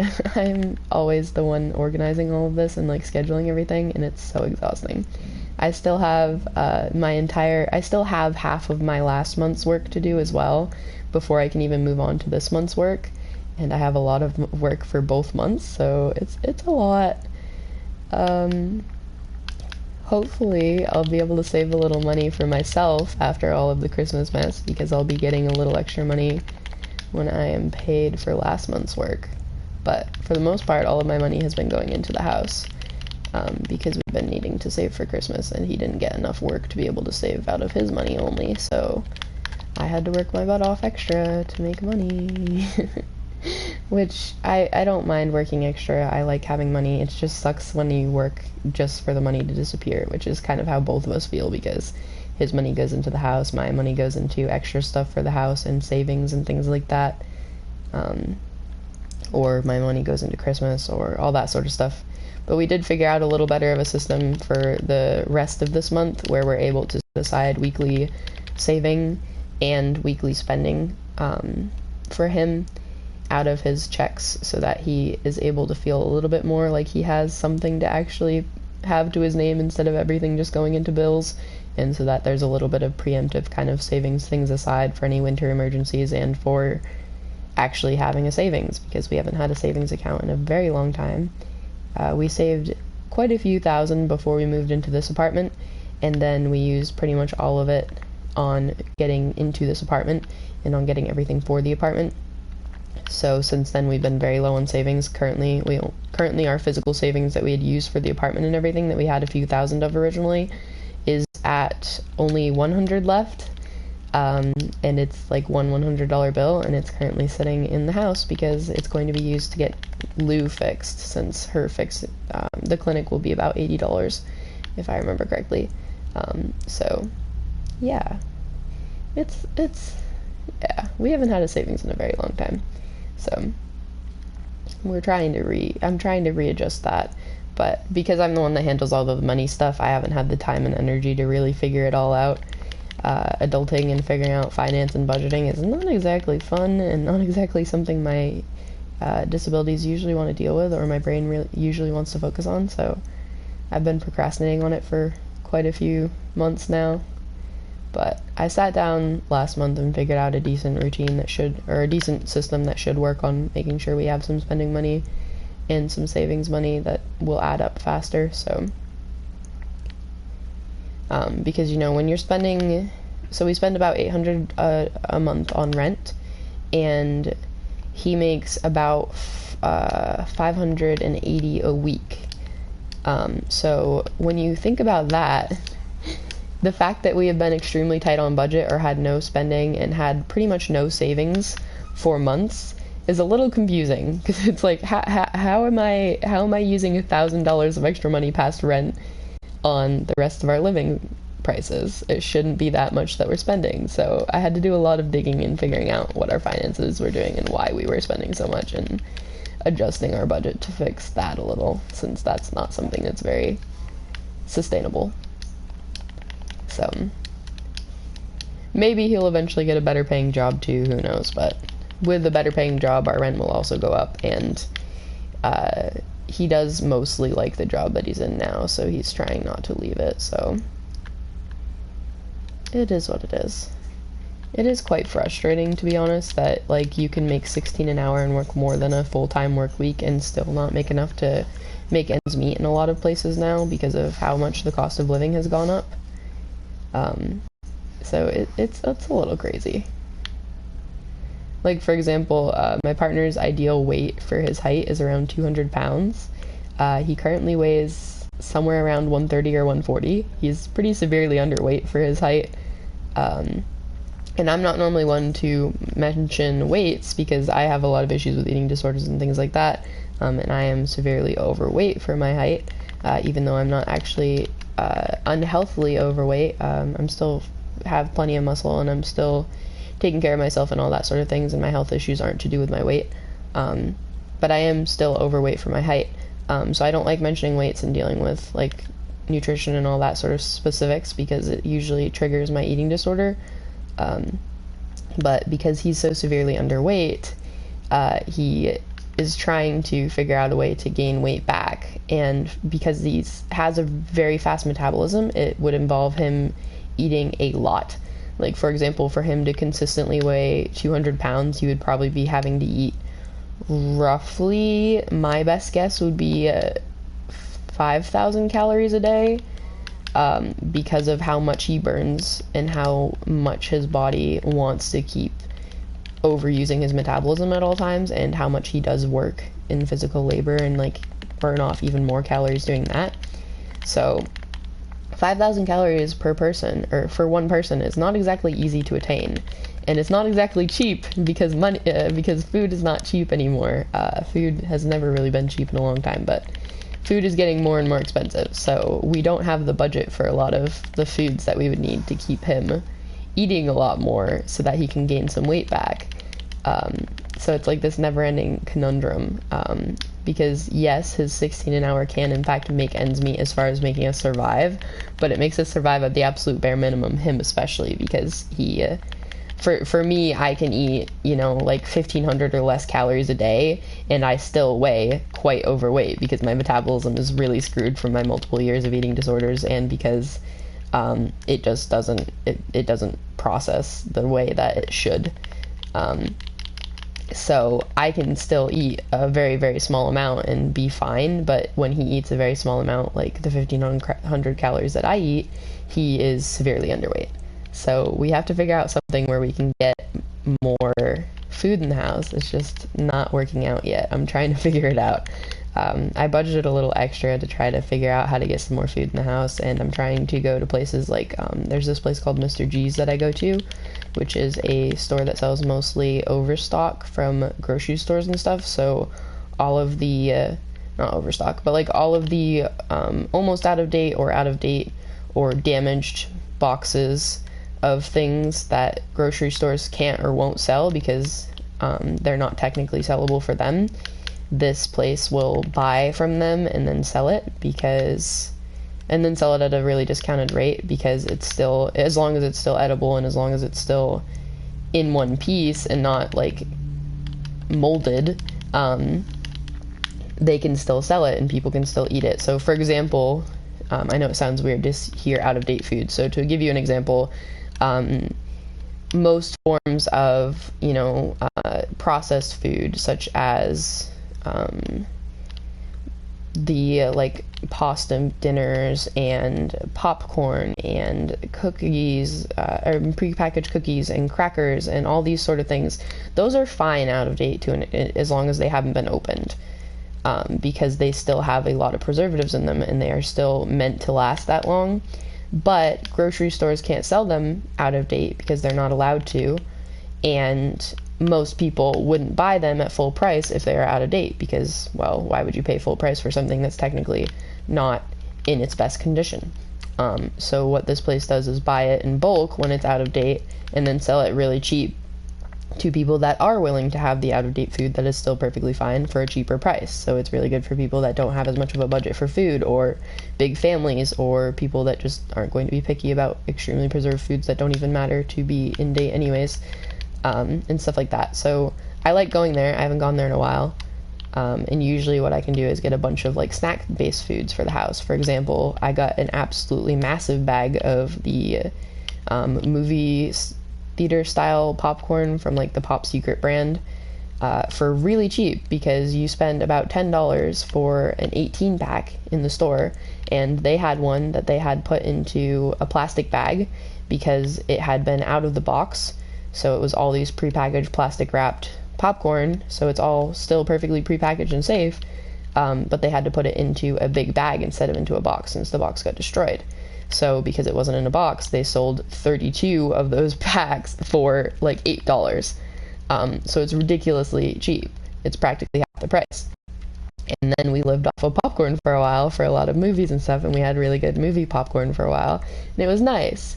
So like going there helps get some extra little snacks and miscellaneous stuff to have around the house. That does help him have a little bit more food in his day. But because it's about 15 minutes away from my house, I haven't really gone there as often as I should, and I really need to make it back there. But I'm over-explaining things today, so it's kind of a ramble more than it needed to be. But it's hard to explain Mr. G's for people that don't know what it is. Because most people think, when you think of, like, bulk food, you think of, I don't even know what you think of, like, the department stores that do bulk food and stuff. And those are usually all in date, just very bulk, so it's very cheap. But Mr. G's isn't. Most of it's like slightly damaged packaging or out of date or things like that, so it's even cheaper, and it's not necessarily what most people would buy from. But I don't have an issue with it because I also grew up poor, so I've had plenty of times where my mom would buy things and they would stay in the cabinet far too long and they'd be out of date before we ended up having them. And guess what? They were perfectly fine because sadly, a lot of things in today's society are made extremely preserved, and they are not going to go bad when they're just like a month or a few weeks out of date. Or even sometimes years out of date with certain things because they're ridiculously preserved. So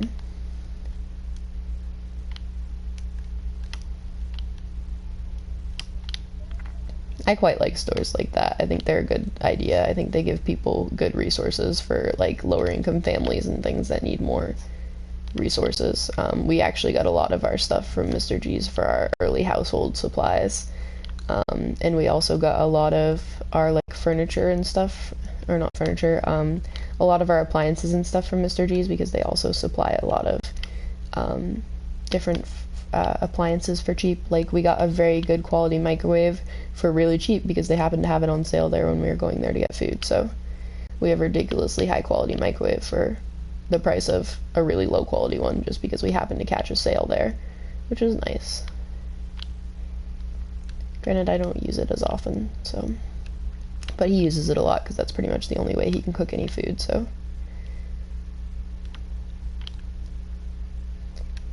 Yeah. I don't know why my brain fixated on that story. I don't remember what I was talking about beforehand. Oh yeah, the food and him eating more. But yeah, it's a mess. Why did I talk about him eating more? Oh, budget, okay. My brain has to circle back to where I started and how I ended up on this topic, but I'm trying to kill all these guys and then I'm gonna go sleep probably because I don't have enough space in my inventory. Actually, I probably will just go put away some stuff and then come back to pick it all up and then sleep maybe. Although I don't need to sleep.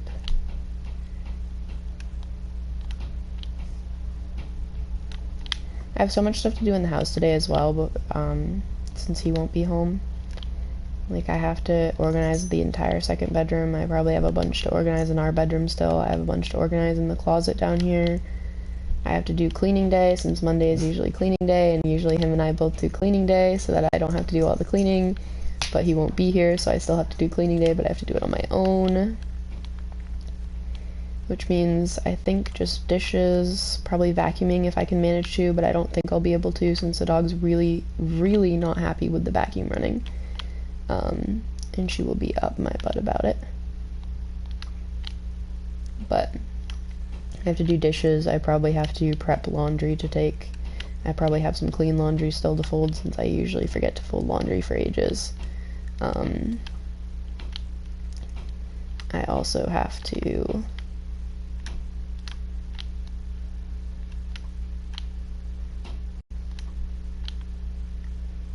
organize a few different things, and I have to dust off a bunch of stuff in the house that's been collecting dust too long.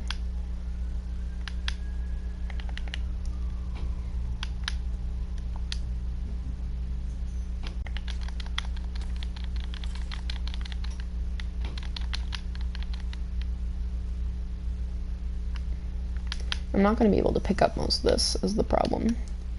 Like, I killed all these mobs and I have to go pick up stuff, but I'm not going to be able to pick up most of it because of how much inventory space all of the stuff from tree farming took up. But I don't want it to despawn, so I'm going to try my best.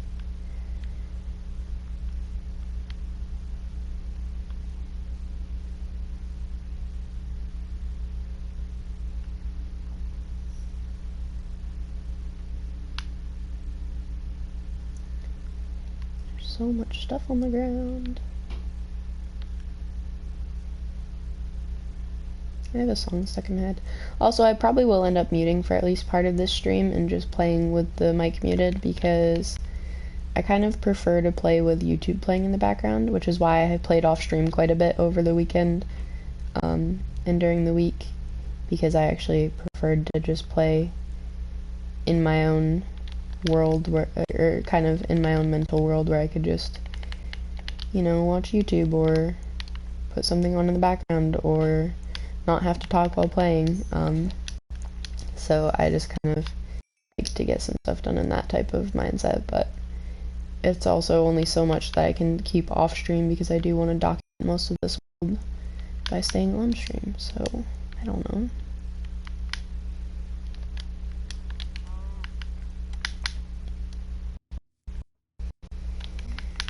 Like, for example, I collected most of the ancient debris that I needed for the netherite off stream because I wanted to collect ancient debris, and I started doing it, but then I was like, I really should be doing this on stream since it's a perfect task where I don't have to focus really heavily, so I can still talk while I'm doing it.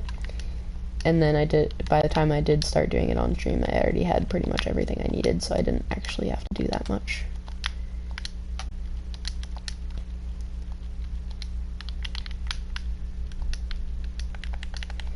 But I need a bunch more oak wood to make more bookshelves and to replenish some of the loss that we have in that oak wood chest. So I'm still making a bunch of bone meal and using that.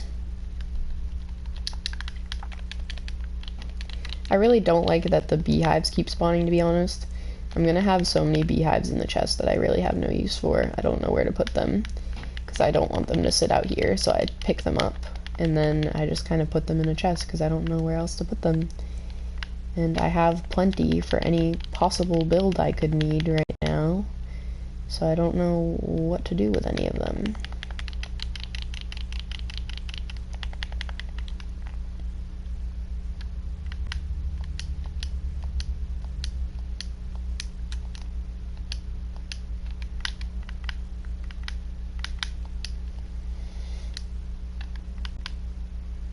Also, interestingly, I posted, so it's Spotify Wrapped season, which means everyone starts posting all of their Spotify Wraps.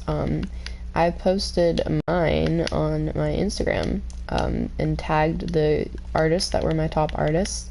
And I didn't really expect anything to come out of it because obviously they're bigger artists. I think my top 5 was 3 Days Grace, Breaking Benjamin, Lovejoy, Corpse, and Dax. So obviously I don't expect anyone to see any of it because I'm a small Instagram account and those are all fairly large creators and fairly large musicians. So I was just like, oh, I'll just post my Spotify Wrap to show my friends and I'll tag the artists so that people can see what artists they are. And one of the first viewers of my story that I posted where I tagged them was Corpse himself. So I had a little bit of a fanboy moment, like, and by a little bit I mean I screeched and I sent my partner like, oh my god, Corpse saw my story, and then I sent my friend, oh my god, Corpse saw my story, and then I screenshotted it, and then I like fanboyed some more, and then I actually calmed down and I was like, why did he see my, what? So yeah, that was how that went. I have a slight obsession with Corpse's music. I don't idolize him as a person. Like, I do adore his sense of humor, and I love watching any videos and streams that he did, but I don't idolize him as a person like a lot of his listeners do, where they're like, oh my god, he has a cool voice, so he's like the coolest person ever. I'm just like, I really genuinely like his singing and his voice and his music because it really, really scratches the right itch in my brain as far as it has just the right kind of sensory input, which is very rare for songs to actually hit. So for example, that's actually why I really liked Billie Eilish's music for a long time, because a lot of the extra sensory input that she puts into her songs and all of the ASMR type of song sounds and stuff like that, really, really, like, my brain adores it, and I love listening to it over and over and over again. So like all of the added beats and everything, and all of the actual sound to Corpse's songs, I really, really love. And it makes my brain just in the right mode of being able to listen to it for hours on end of the same songs, or being able to focus by putting it on in the background when I'm doing things or stuff like that. So that's why I listen to his music a absolute hell ton. But I got so excited because I'm like, it's a large artist, like it's a very big musician that has literally millions of people that absolutely adore him, and my one little 100 follower freaking Instagram account that I posted Spotify rap, not even for him but for like my friends to see, he happens to open, and I'm like, what? Same thing happened with I received a follow from Miles McKenna. If anyone is in the trans community and knows who Miles McKenna is, I received a follow from him a very long time ago because of a little fan edit that I made of him when I was bored and messing with my photo editor app, and I was like, I really love Miles, and this is like a cool little edit I made for him, and I tagged him, same thing, just thinking, oh well, at least it'll show up in like his tagged as like I made it, but he probably won't see it, and he actually liked and commented on it and followed me. And he has still stayed a follower of my account since, and he still every once in a while will watch my stories, or I think I made another edit a while after that, and he ended up liking that one as well, and reposted it and stuff like that. So it's just weird when people that you think are so disconnected from your state of living can actually see you and recognize you. Because I don't by any means think that celebrities are any better than us, but I do know that they do live very different lives online. Not necessarily in that case of like Miles and Corpse and stuff like that. They don't live that different of lives from any everyday people in their personal lives, because besides Corpse being severely disabled and like having all of his illnesses that he's struggling with and all that, like they don't live any different of lives in their own personal lives, because they're just people. They're not the millions of followers that they have, but online they live very different lives, and they don't normally see the things of everyone posting, because they have millions of people posting about them and millions of people keeping up with all their posts, or like hundreds of comments on their posts, or all these things to keep up with, and it's too much to keep up with. So they live a very different life online, and they usually very specifically spend time in very small circles of what they like online, or don't spend much time online at all because of how hard it is to keep up with. So it's just crazy to see like the connection of having that actually translate to them being in your little circle of the online world and stuff like that. Like the online world is so annoying and so vastly varied, as far as you're never really going to be in the same circle of existence as most people, especially people that have a lot more followers. So having those little interactions and those little crossovers is so interesting to me.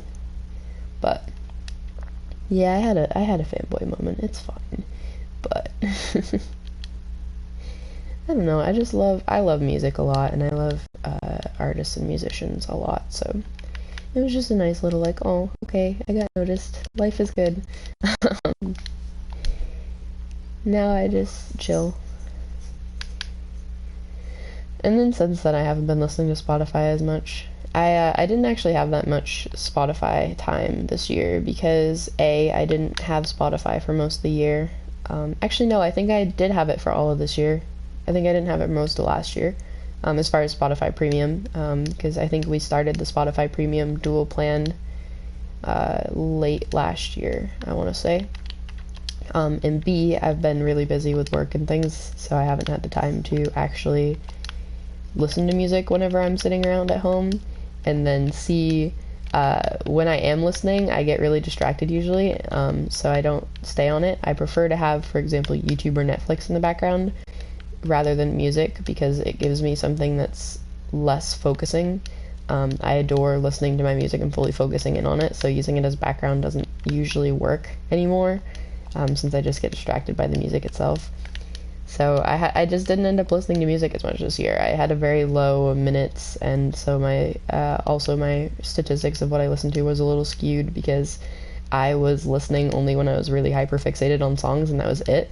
So I would listen to the same songs over and over again. For example, I listened to Free Fall by Rainbow Kitten Surprise, or it's called Free Fall by Rainbow Kitten Surprise.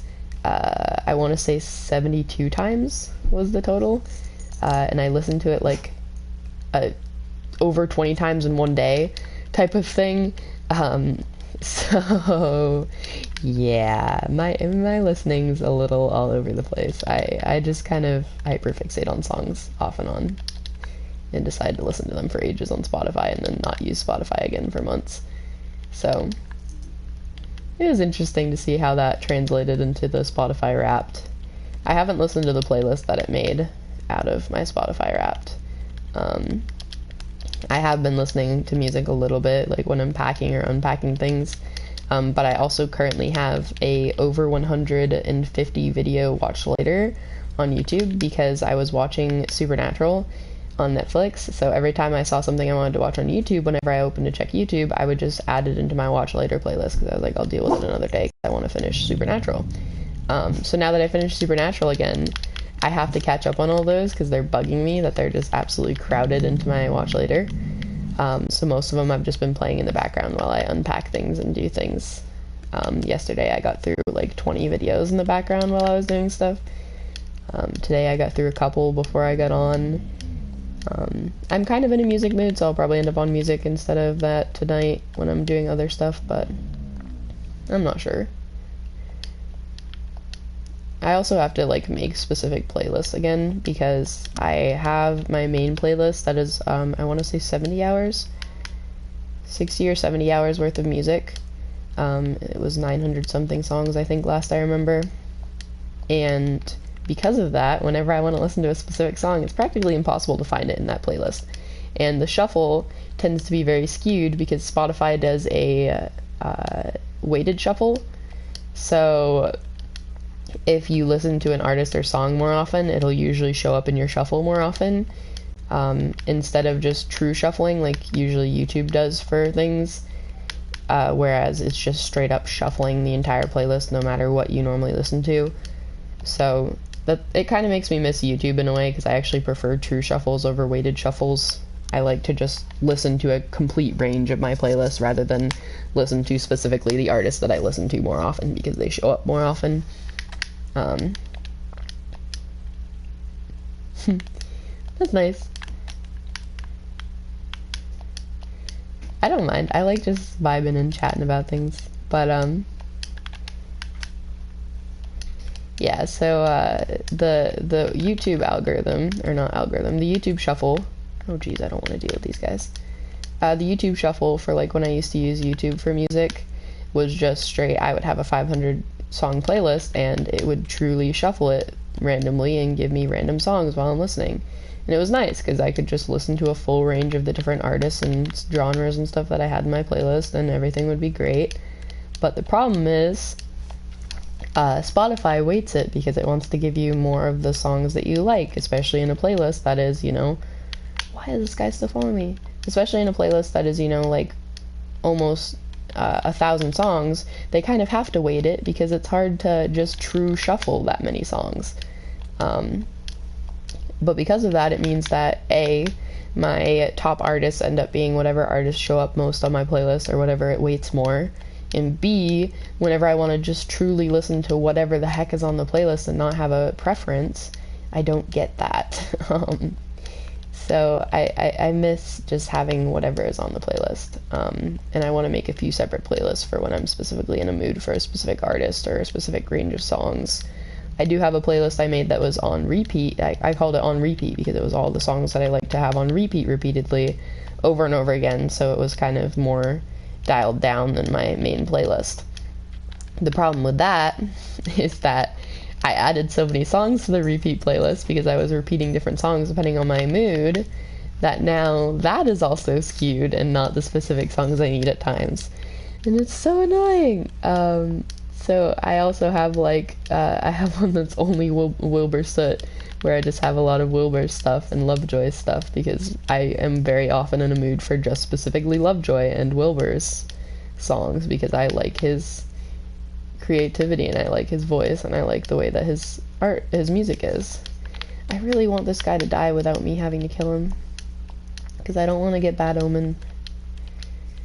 How do I get him to die? Because he's just straight following me, never ending. I'm trying to run away far enough that he will despawn, and he's not.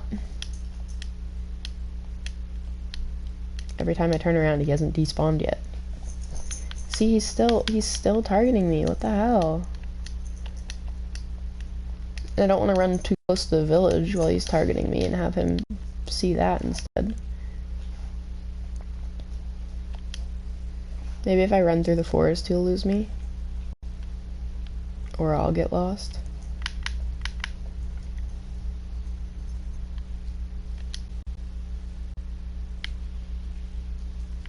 I don't see him.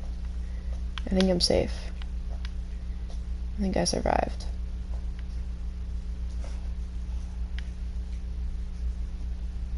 I think I finally got him to despawn for once.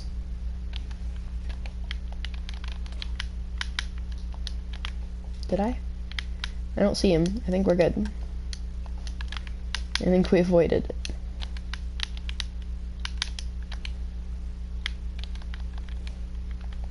Anyways.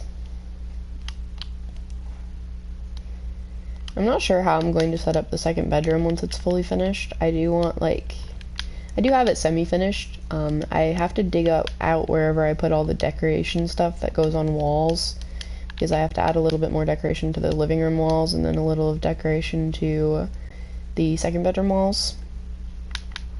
I just didn't last night because I knew my attacks were all downstairs and I didn't want to deal with it. I also have to figure out how I'm going to rearrange my desk. And then I have to rearrange the cubbies below our bed to be able to fit more books on them, because I'm already running out of book space. So much. I really prefer getting creepers right now because I actually am very low on gunpowder.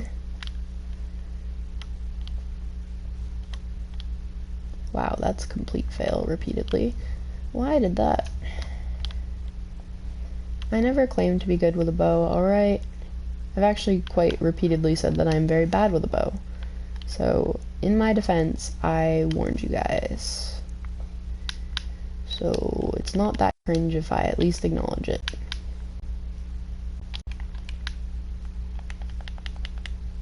I will admit to failure.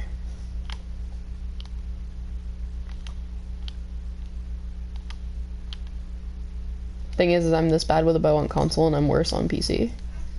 You'd think I'd be better on PC. I'm actually worse on PC because I mained console playing for so long. Nope. Why did my phone go off? Tony. Oh shoot. He's probably reminding me that our streak has a timer right now. Him and I had like 100-something streak and we lost it because he didn't answer me in time, so you know. See, I don't particularly love Snapchat. The only reason I use it is to very rarely communicate with a couple friends and then to keep up streaks with a couple people. And even then I'm very limited on who I keep streaks with because they're exhausting to keep up with. So for example, I have one with my friend Tony because him and I are usually texting on Snapchat anyways, so it just makes sense to kind of have it. And then I have one with my partner, and then I have one with my friend from Florida that I've known since 2016, 2015, named Chase, and I call her my baby sister. She's been like a big part of my life for a really long time. And her and I have a streak going because we're not really good at communicating and keeping up with each other now that we're both adults and dealing with a lot of stuff at once. So the best way that we can kind of still feel connected is by keeping a streak and kind of just sending random snaps about our lives through the streak, which is really cute, and it's our way to just kind of stay connected in a vague way since we're both okay with just kind of vaguely staying up to date. And then once in a while we'll talk and text and actually update each other, but for the most part we just keep the streak and keep kind of that small amount of connection. But My partner and I have almost 2,000 streak, I want to say. 1,000 something. I think it's just a little over 1,000, not almost 2,000. It's been over 3 years worth of a streak. Almost 4 years worth of a streak. Not almost 4 years.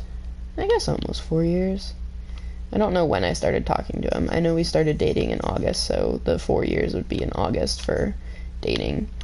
But 4 years streak-wise, I don't know. So we have that we keep up with, and then I also very much so like keeping certain people on like the certain arrangement of my best friends list on Snapchat, because I'm just overly organized with it.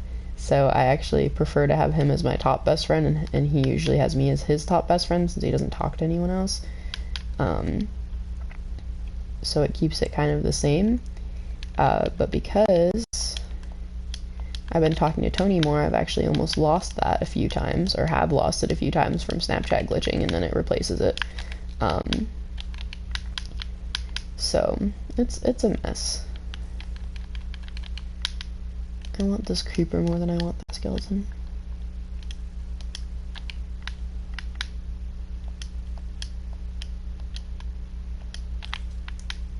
There we go.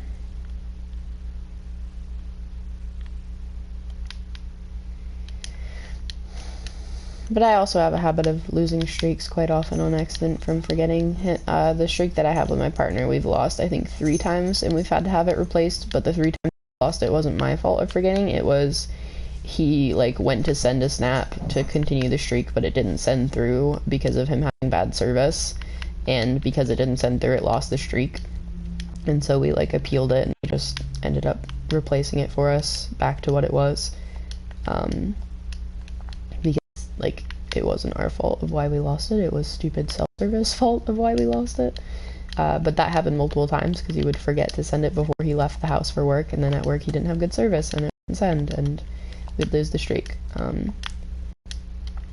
But I haven't appealed any of the other streaks that I lost, like the streak I lost with Tony, because that was just straight up like it happened because we were careless and forgot to send snaps. In that case, it was he forgot to send a snap. But I don't know. The whole streaks concept is kind of weird to me, but I like it because it's just like a little status thing. It's like a number thing. I like numbers, like that sort of simple. I like the simplicity of how it makes it a little status for you and your friend. And I love Snapchat for the fact that I can really customize nicknames and stuff. And I like messing with Bitmoji. Especially now that Bitmoji has piercings enabled, so you can like put piercings on your Bitmoji character, so it actually matches me a little better. I just love it. But for the most part, I don't even really use my phone to talk to people much. So like my friend that I was staying at on Saturday, him and I disconnected a lot for a really long time because he doesn't like texting. Like he physically will not respond to text because he's so busy, and he doesn't tend to pick up his phone very often. So I was always discouraged and like, oh my god, he's not my friend anymore, he doesn't want to be around me, and all this like overthinking type of stuff. And then him and I were talking, and we realized, hey, it's just because he physically does not handle texting. He doesn't do texting. So what we decided instead was that if I wanted to see him, I just message him and ask if he's home, and then if he's home, I can come visit him, or if he's home and he's okay with me visiting, I can come visit him. So that's the system that we have now, because that's what works for us. So we figured out a system that actually works to make it so that we can see each other. Oh, of course I messed that up.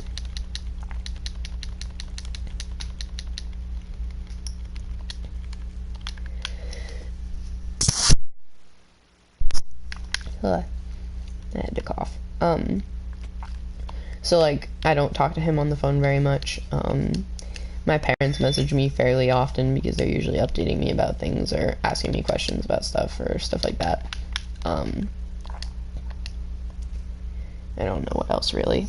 I use it to watch YouTube and Netflix and play games on my phone, and then I use it to watch when I'm doing streaming and to watch my stream dashboard. That's pretty much it. I don't know, I don't think... I think it actually, so there's that whole theoretical question of like, if you didn't have your phone for 24 hours, what would you do? And it's like, oh, most people of our generation would lose their mind, or most people in this day and age would lose their mind. Or people are like, I really don't know what I would do, and stuff like that.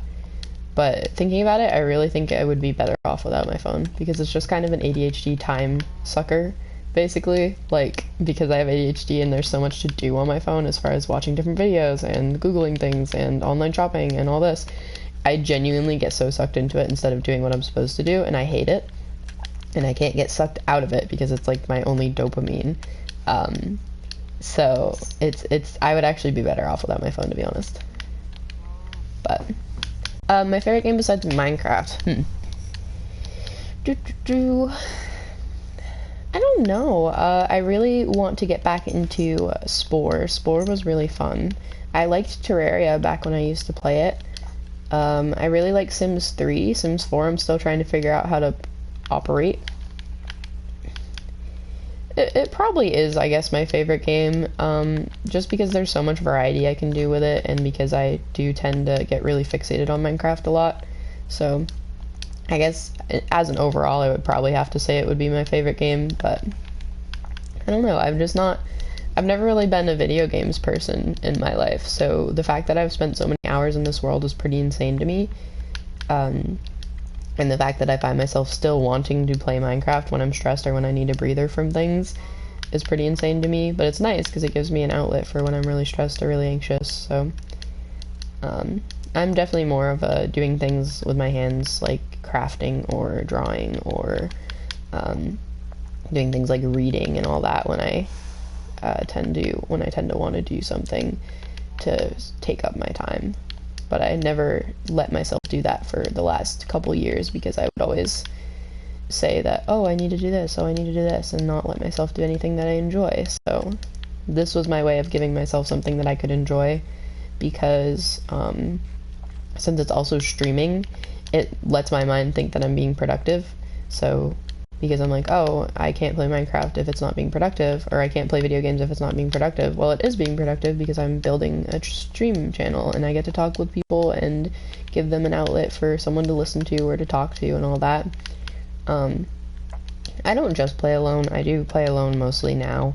I used to play Minecraft a lot with my partner. It was one of the best ways that we bonded when in our early days of our relationship, but he doesn't usually want to play anymore, or at least not want to play games with me anymore, so he usually plays with his buddies on different games that I don't play, or stuff like that. So, yeah, I guess I do mostly play alone now. I still play on my PC once in a while, and play, like, minigame worlds or servers, but I also just don't know very many people, so I don't end up playing Minecraft with very many people. I have, like, Tony I could play Minecraft with if I wanted to, but he usually plays a modded world on PC, and my PC can't handle mods since it's a really, really crap of a PC, so I can't play with him. That's nice. Yeah, Twitch is a really interesting platform for being able to connect with people. I would love to play with other people sometimes, but the problem is right now I can't, because of the whole PlayStation Plus thing, and the fact that to have activity with other people I have to have PlayStation Plus membership, and that's not something I can afford, so I have to just play on my own mostly, or play with people that are in the same house as me, and the few friends I have don't visit me, I usually visit them, and then like my partner that's here most of the time doesn't really want to play with me, so yeah. It is how we used to bond back in early times, but now we don't really do much of anything as far as doing things together or playing video games, so he usually prefers to play video games that I don't play, or to play with his friends, so, which I don't mind. It is what it is.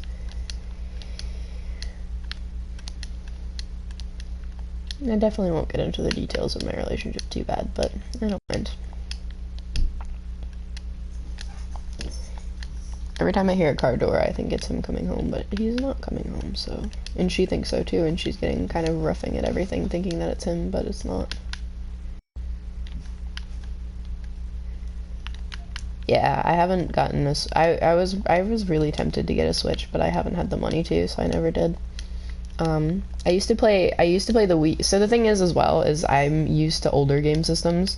So out of game systems, I would actually prefer things like the PS3 or the Wii or things like that. Um, so I never really got into gaming for a long time since they kind of got outdated and I didn't have a way to play them that would be productive. So, and also for the first 2 years, or the first year of living in this apartment, I couldn't use my PS3 at all because the TV that we had for some reason wouldn't connect to it. We tried multiple different types of connecting it. We tried different HDMI ports, everything. It just wouldn't connect to it. It would say it was an unrecognized source. So when we finally got a new TV, because that TV broke, it finally actually connected. So I got to play on my PS3 some.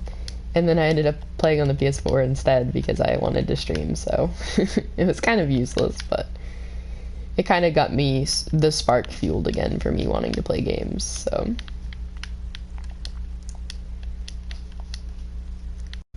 I don't know, I've heard of Switches and I've seen some of the games on them and I think it'd be kind of fun, but I also think it's something that I would get way too sucked into because, for example, at my mom's they have a Wii U that I got to play a couple times since it was my mom's partner's, so he was usually playing it or my brothers were playing it, but once in a while I'd get to play on it, and I loved that thing so much, and I loved like the little pocket like ability to just sit there on a screen and play it, and oh my god, I would get so sucked into that, and like the fact that the Switch is a very similar concept, I feel like it would be way too much of a hyperfixation for my brain, and I wouldn't get anything done in my life besides playing games.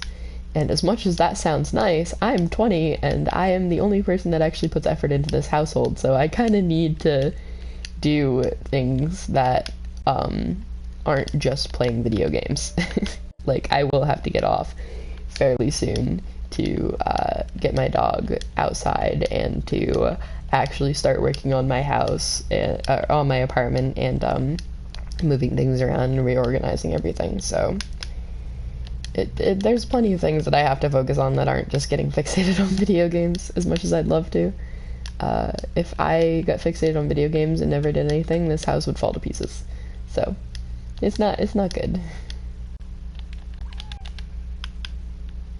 Sorry to kill dogs, but they're going after the sheep that I need, so I kind of have to kill them.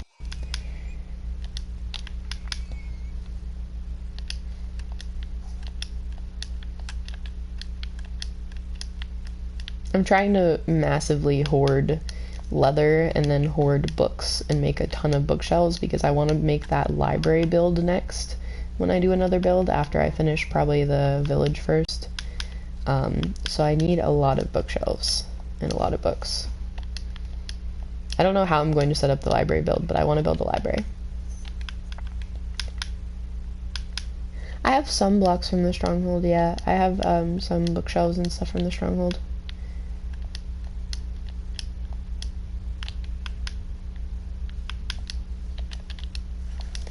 Not much, but I do have some.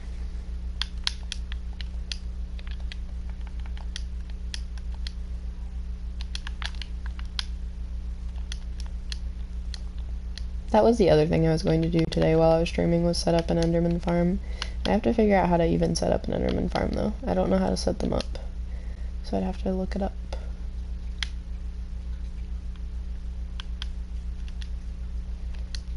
Ooh, where have you been all day? I haven't seen you in ages. What are you doing, kitty kitty? You know, you have your own water bowl. You don't have to come drink from the dog bowl every time.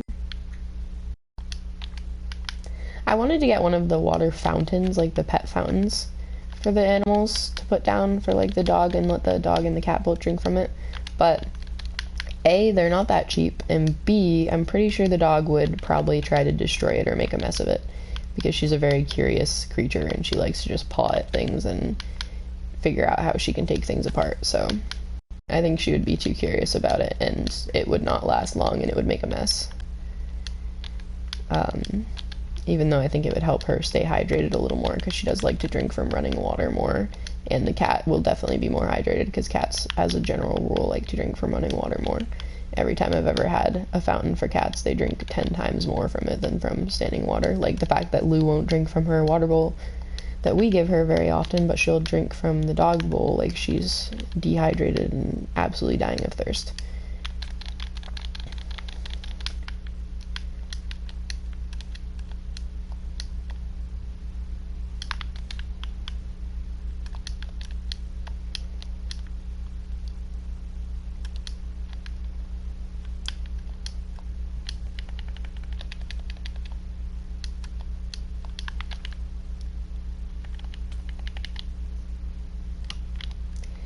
Interestingly, this year we're not actually really celebrating Christmas much in the same way that we usually do.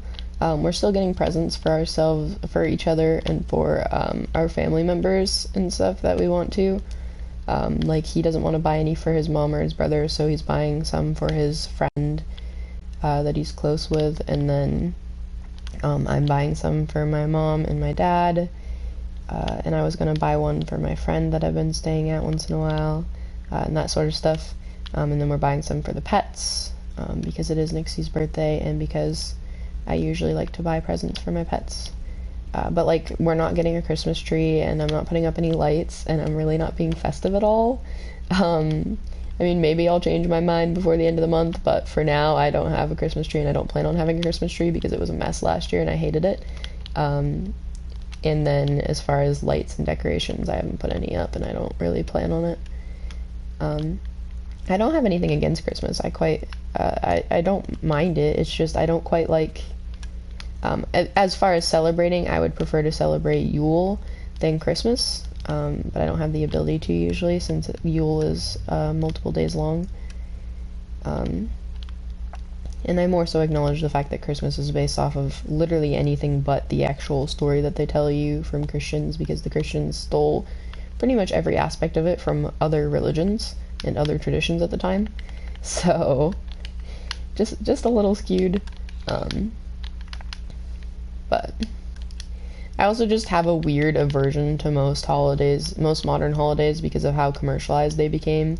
For example, I love Halloween, Samhain, I love it, but as a commercialized current holiday, I don't really like it as much anymore because it's so exhaustingly capitalized on, and it's like so heavily about companies making money. Same thing with things like Pride and a lot of common celebrations in current times and all that sort of stuff. Like, everything just becomes about money and about selling things and buying things rather than about the actual origin or concept of the holiday. And also, a lot of holidays have very bad history that makes me kind of feel icky about it, so. I don't identify with any specific religion. The religions that I more so tend to gravitate towards is anything pagan, or just generally kind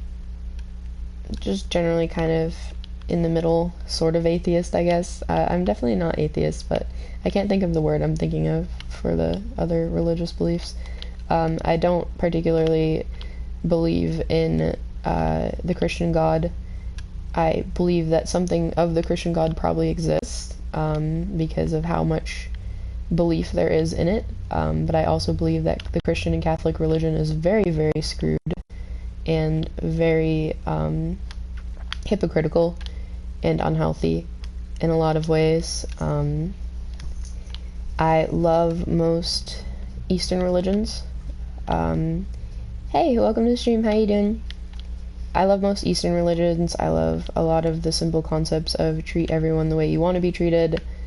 I love learning about religions. I love, but mainly I absolutely love pagan ideology, because I absolutely love the old religions and the old deities and the old customs, as far as ancient Celtic, ancient Greek, ancient Roman, ancient Egyptian. All of those are definitely my preference. I have always been obsessed with mythology as a kid, and I have absolutely adored learning about that mythology in a more practical way through my witchcraft as I've grown up.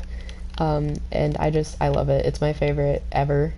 And it makes more sense to me because it was a concept where everything had an energy and everything had a spirit or a deity that had to do with it because of how much energy they felt through all of this.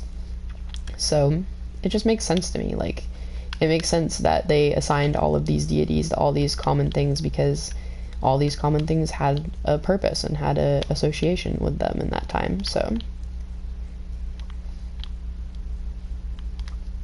and it's all very intricate, and I love mythology and how tied in old religions are with each other.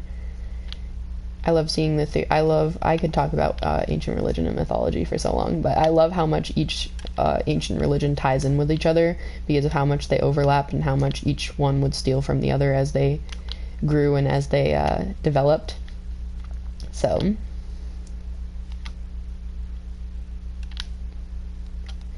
I'm doing all right. Thank you for asking. I'm sorry, I was getting on a ramble about mythology. I've just been kind of chatting about random stuff today and getting some stuff done on the Minecraft world, so it's pretty good. So deity, it refers to basically a religious, it's usually a religious term. It refers to a powerful spirit or entity, to best sum it up. So for example, God is a deity. In a lot of religions, Christ is also a deity. Some deities from ancient religions include most Greek gods and goddesses. It's basically a separate word for like god or goddess, essentially, to best sum it up. I use deity because I prefer the term, and because it kind of summarizes it instead of making it a gendered term, especially since a lot of ancient deities had different perceptions of gender and perceptions of culture. So yeah, I definitely, I don't love organized religion in any way, but it is what it is. It's a very heavy founding part of our culture as a society, so it kind of exists everywhere and there's no way to escape it. So, but as a kid, I always learned a lot about mythology, especially Greek, Egyptian, and Roman were my favorites. And I absolutely love the concept and how much they've played into current times and how much that they make sense to me. I mean, it just makes sense.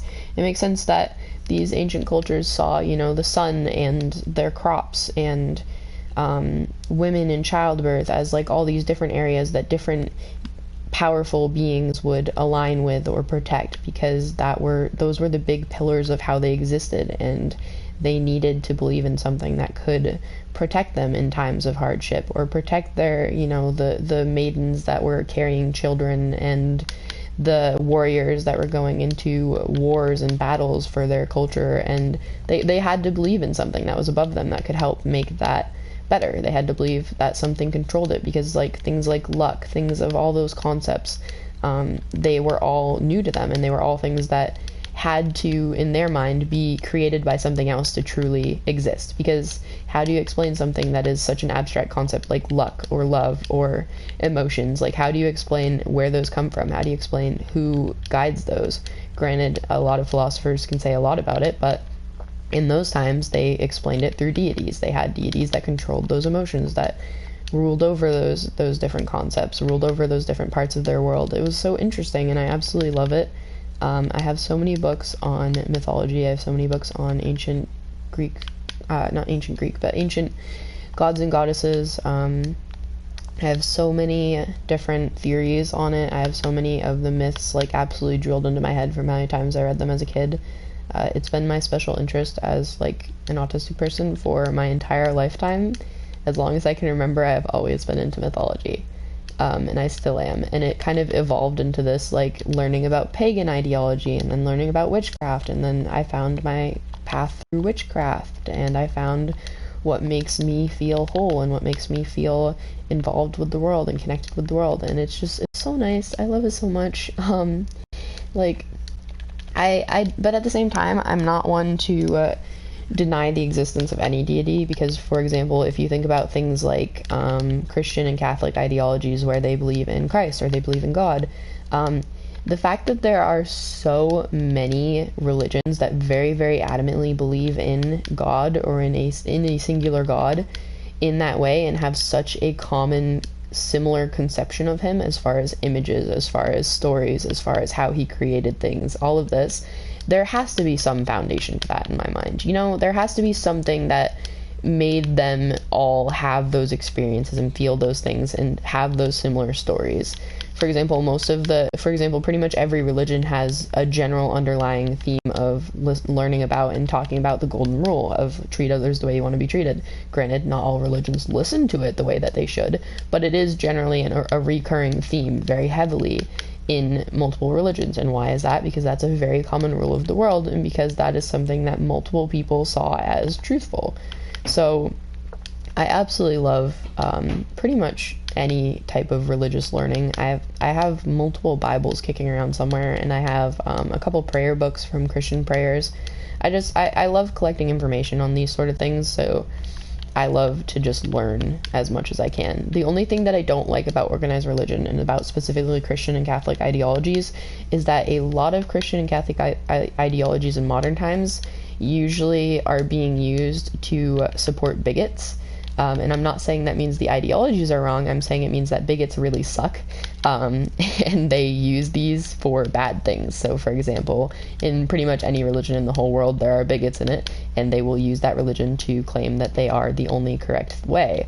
But there is a very prevalent amount of that in especially Catholicism, that bigots exist very heavily and use it very, very wrongly, especially in the case of using it to skew the politics in the United States and to push their ideas on people that aren't religious and to claim that their religion is the only right view and that because of their religion, people like LGBT people should be killed, or women shouldn't be allowed to have control over their own body and have abortions, even though abortion is literally in the Bible, and all of this like really skewed concept. And I'm not saying that makes the religion itself bad. I'm saying that the prevalence of the bad makes it really hard for me to feel comfortable with it.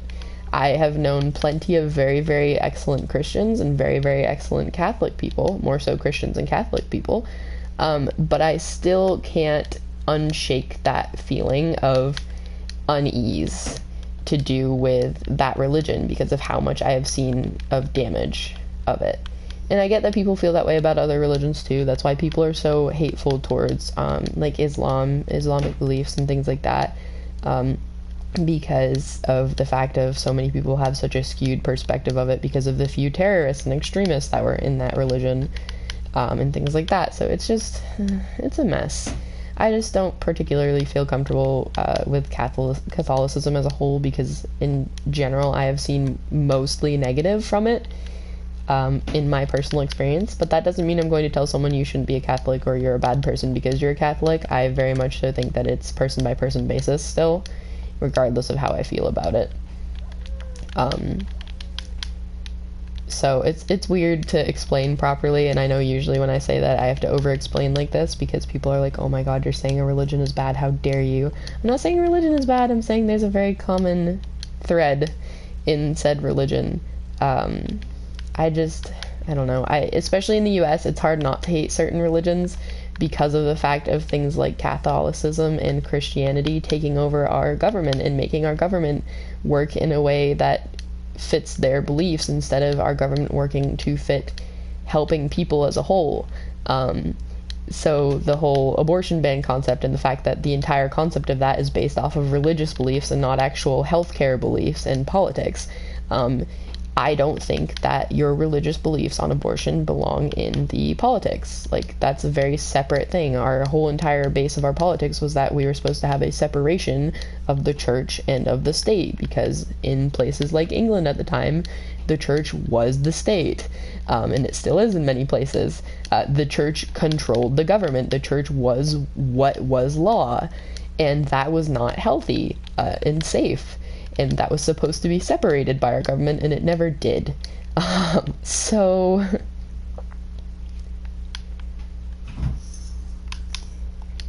understandable. I haven't studied the Bible enough to know like much about like mistakes or about the kind of ideas in it and things. I do know that generally the Bible preaches a very heavy amount of love thy neighbor and treat others equally, and most people that use it badly will ignore that. But again, it's people that use it badly are going to ignore what doesn't suit them. I also know that historically the whole man shall not lie with man is actually in fact a translation, and most people will ignore that, and it's the only line that people use to claim that homosexuality is a sin.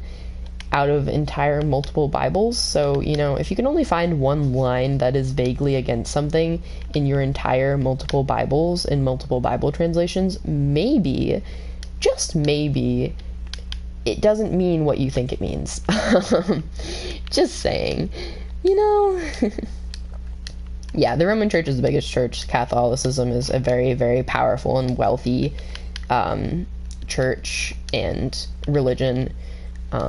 Religion is going to be a big part of our world because it is so powerful and wealthy, and because it is something that a lot of people believe in. And I have no issue with religion, and I absolutely love learning about other people's input in a healthy manner. I just don't like the way that people skew their beliefs. So, but that's not something I can change, you know? I can't change the fact that there are going to be bigots in the world. If there wasn't Catholicism, a different religion would be full of these bigots that were using it to skew their beliefs onto people. Like, it will never end. It is human nature, sadly, to have multiple bad people that are going to, in fact, try to make everyone else's lives miserable. So that's nice. I do quite like Roman history, and I do quite like simple sayings to do with that. I actually learned a year of Latin because of how much I absolutely adore old cultures, and it was exhausting, but it was really rewarding, and I absolutely love Latin language, and I love having it as a basis, because learning a year of Latin means I can pick up on a lot more bits and pieces of Romance languages than I used to be able to, and I can also pick up on a lot more specific understandings of the English language that I wasn't able to before, because of how much it ties into English, since English is very heavily based in Latin, and how much it ties into Romance languages, since those are also the languages that are based in Latin. So, same thing with Spanish, because I learned a decent amount of Spanish. I can still have some tie-ins and basic understanding of other Romance languages, and of things like Portuguese and things like that that tie in very closely to Spanish. So, I love learning about things like that, because of my autism, I got really on a kick of learning really specific things that actually aren't that useful to my overall life and quality of life, but still are going to be stuck in my head for the rest of my life. Like, for example, a lot of the things I learned as a kid that involved acronyms and stuff, I still have stuck in my head forever. I still know the entire metric system and how to convert it because of the saying that we used. That was a short term of it. So how it's... what is it? It's kilo, hecta,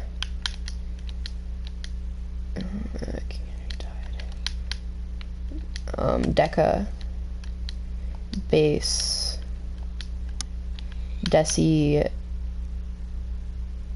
centi, milli.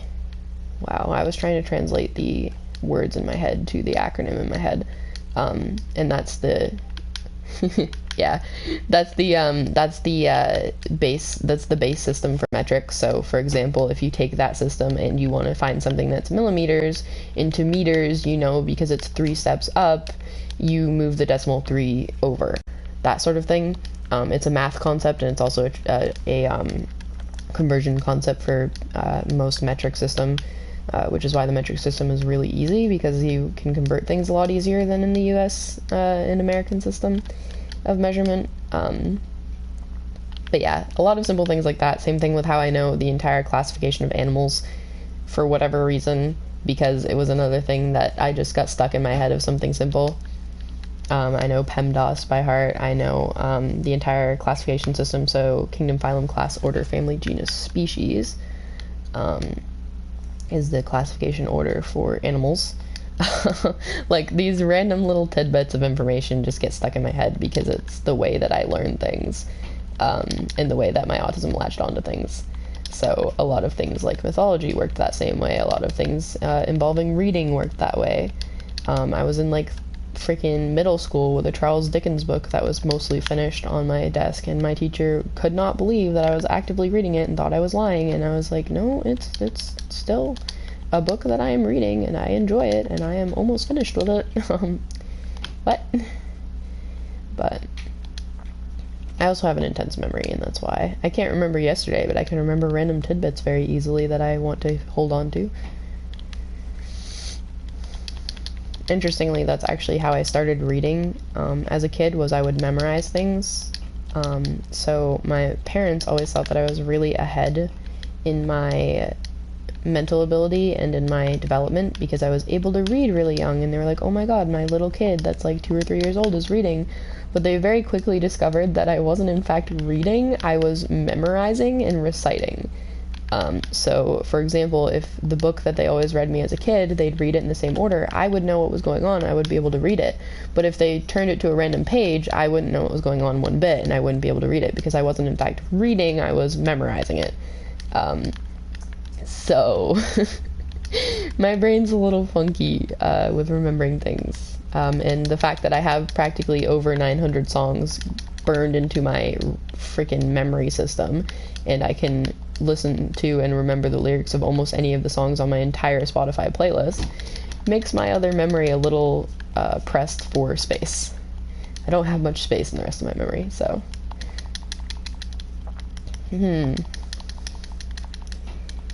I think I'd rather have a better memory,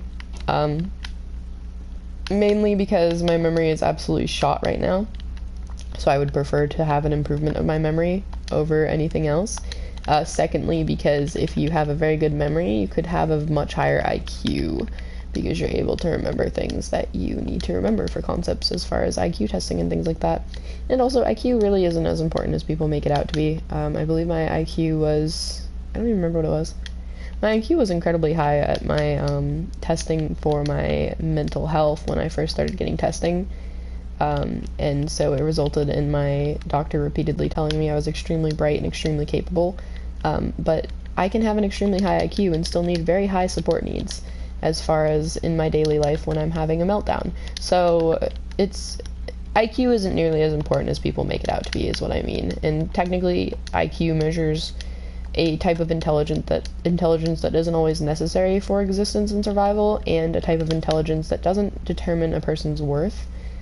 Someone can have a really low IQ or a really hard time in school system and still be extremely intelligent in their interests, or be extremely creative, or be extremely capable of, building things, or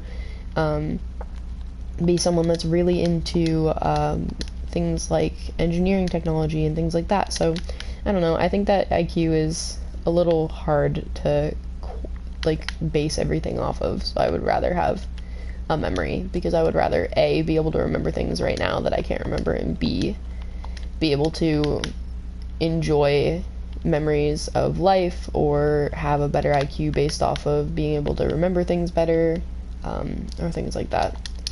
I went on to a ramble from a simple question. I'm in a rambling day today, but that's my best answer, is I would rather have a photographic memory, I suppose. I've always wanted to have a better memory. My memory is so bad. I've had memory issues since I was 8, 9. I haven't been able to remember a day ago since I was tiny.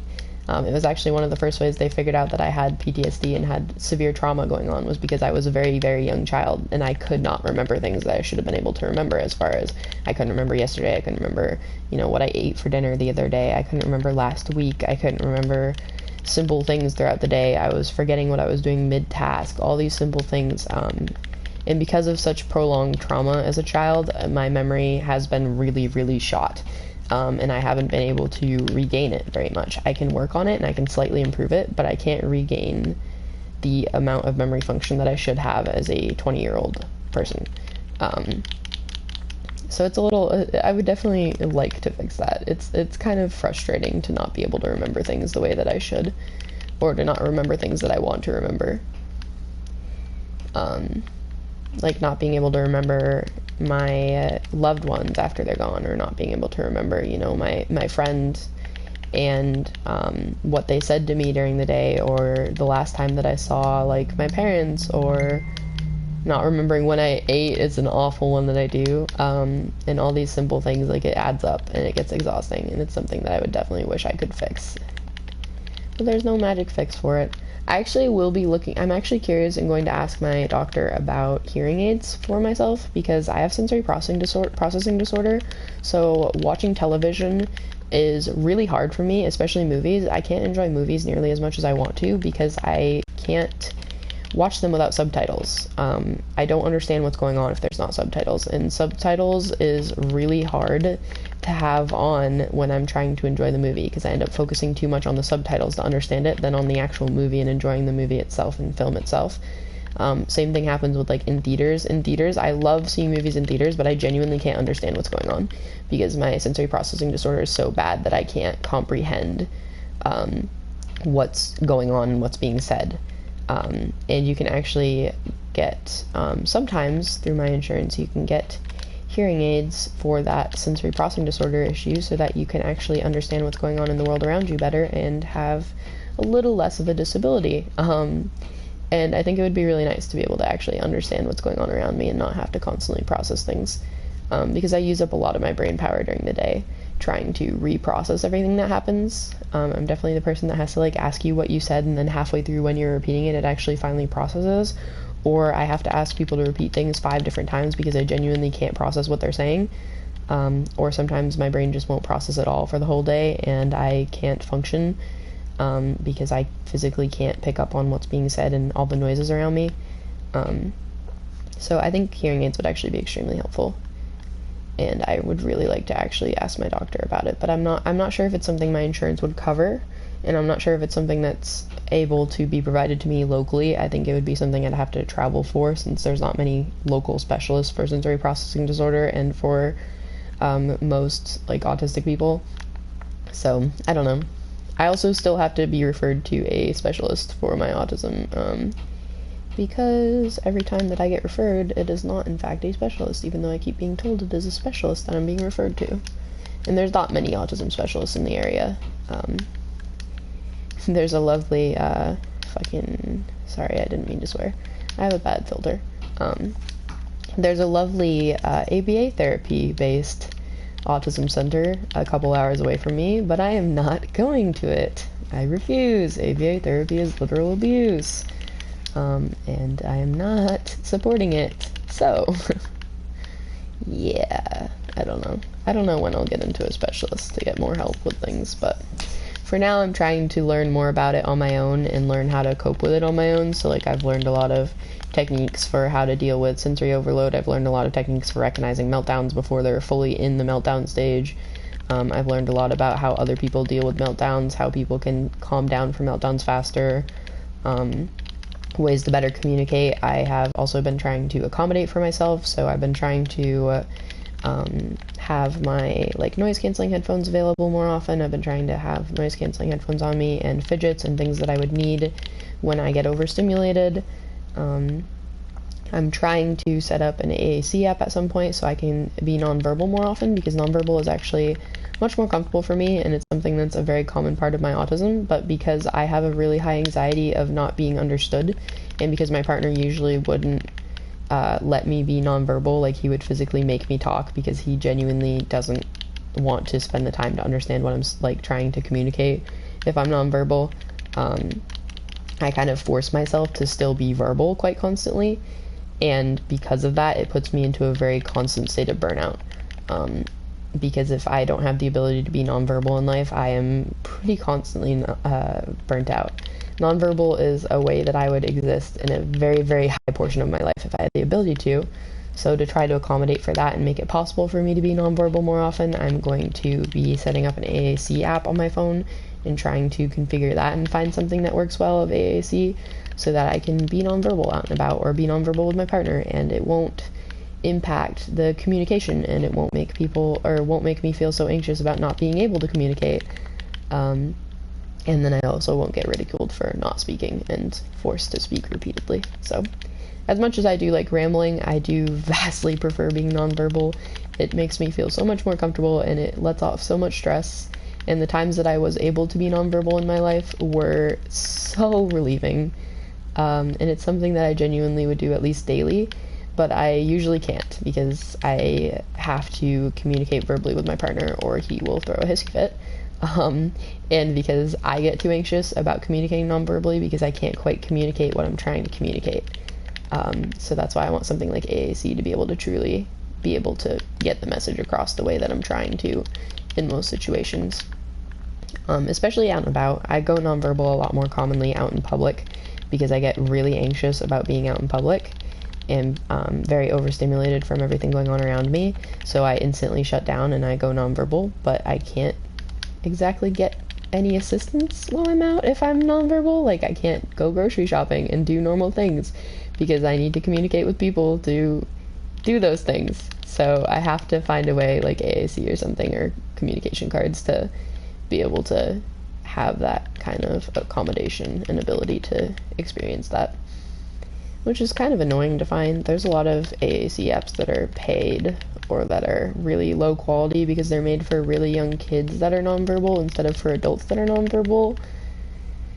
I remember like the talking boards and stuff that that people that I knew as a kid that were nonverbal would use, but those are not cheap. And they're, like, again, they're made for kids mostly, so they're not very easy to get a hold of as an adult or to make work as an adult because they're not made for adult communication. I was always so fascinated as a little kid. We had a nonverbal autistic and special needs kid in one of my classes for a very long time that was my age, and I was always very fascinated with his communication board. I always loved watching him use it to communicate because he had one of the simple little he had a couple of the Velcro communication boards, and then he had one of the actual app-based communication boards on a tablet that he would use to communicate most of the time. And I also never really minded him that bad. He ended up being removed from a lot of classes because the teachers would complain because he would have meltdowns very easily, and when he had meltdowns he'd usually end up like yelling or screaming and stimming by like flapping his arms around, and then getting really, really uncomfortable and overwhelmed by everything, and he would have to leave the classroom or we'd have to wait for him to calm down. And he got overwhelmed and into meltdowns from things like too loud of noise in the classroom or simple things that happen a lot because we're all kids, and so the teachers would get really mad about it because it was interrupting their learning and stuff.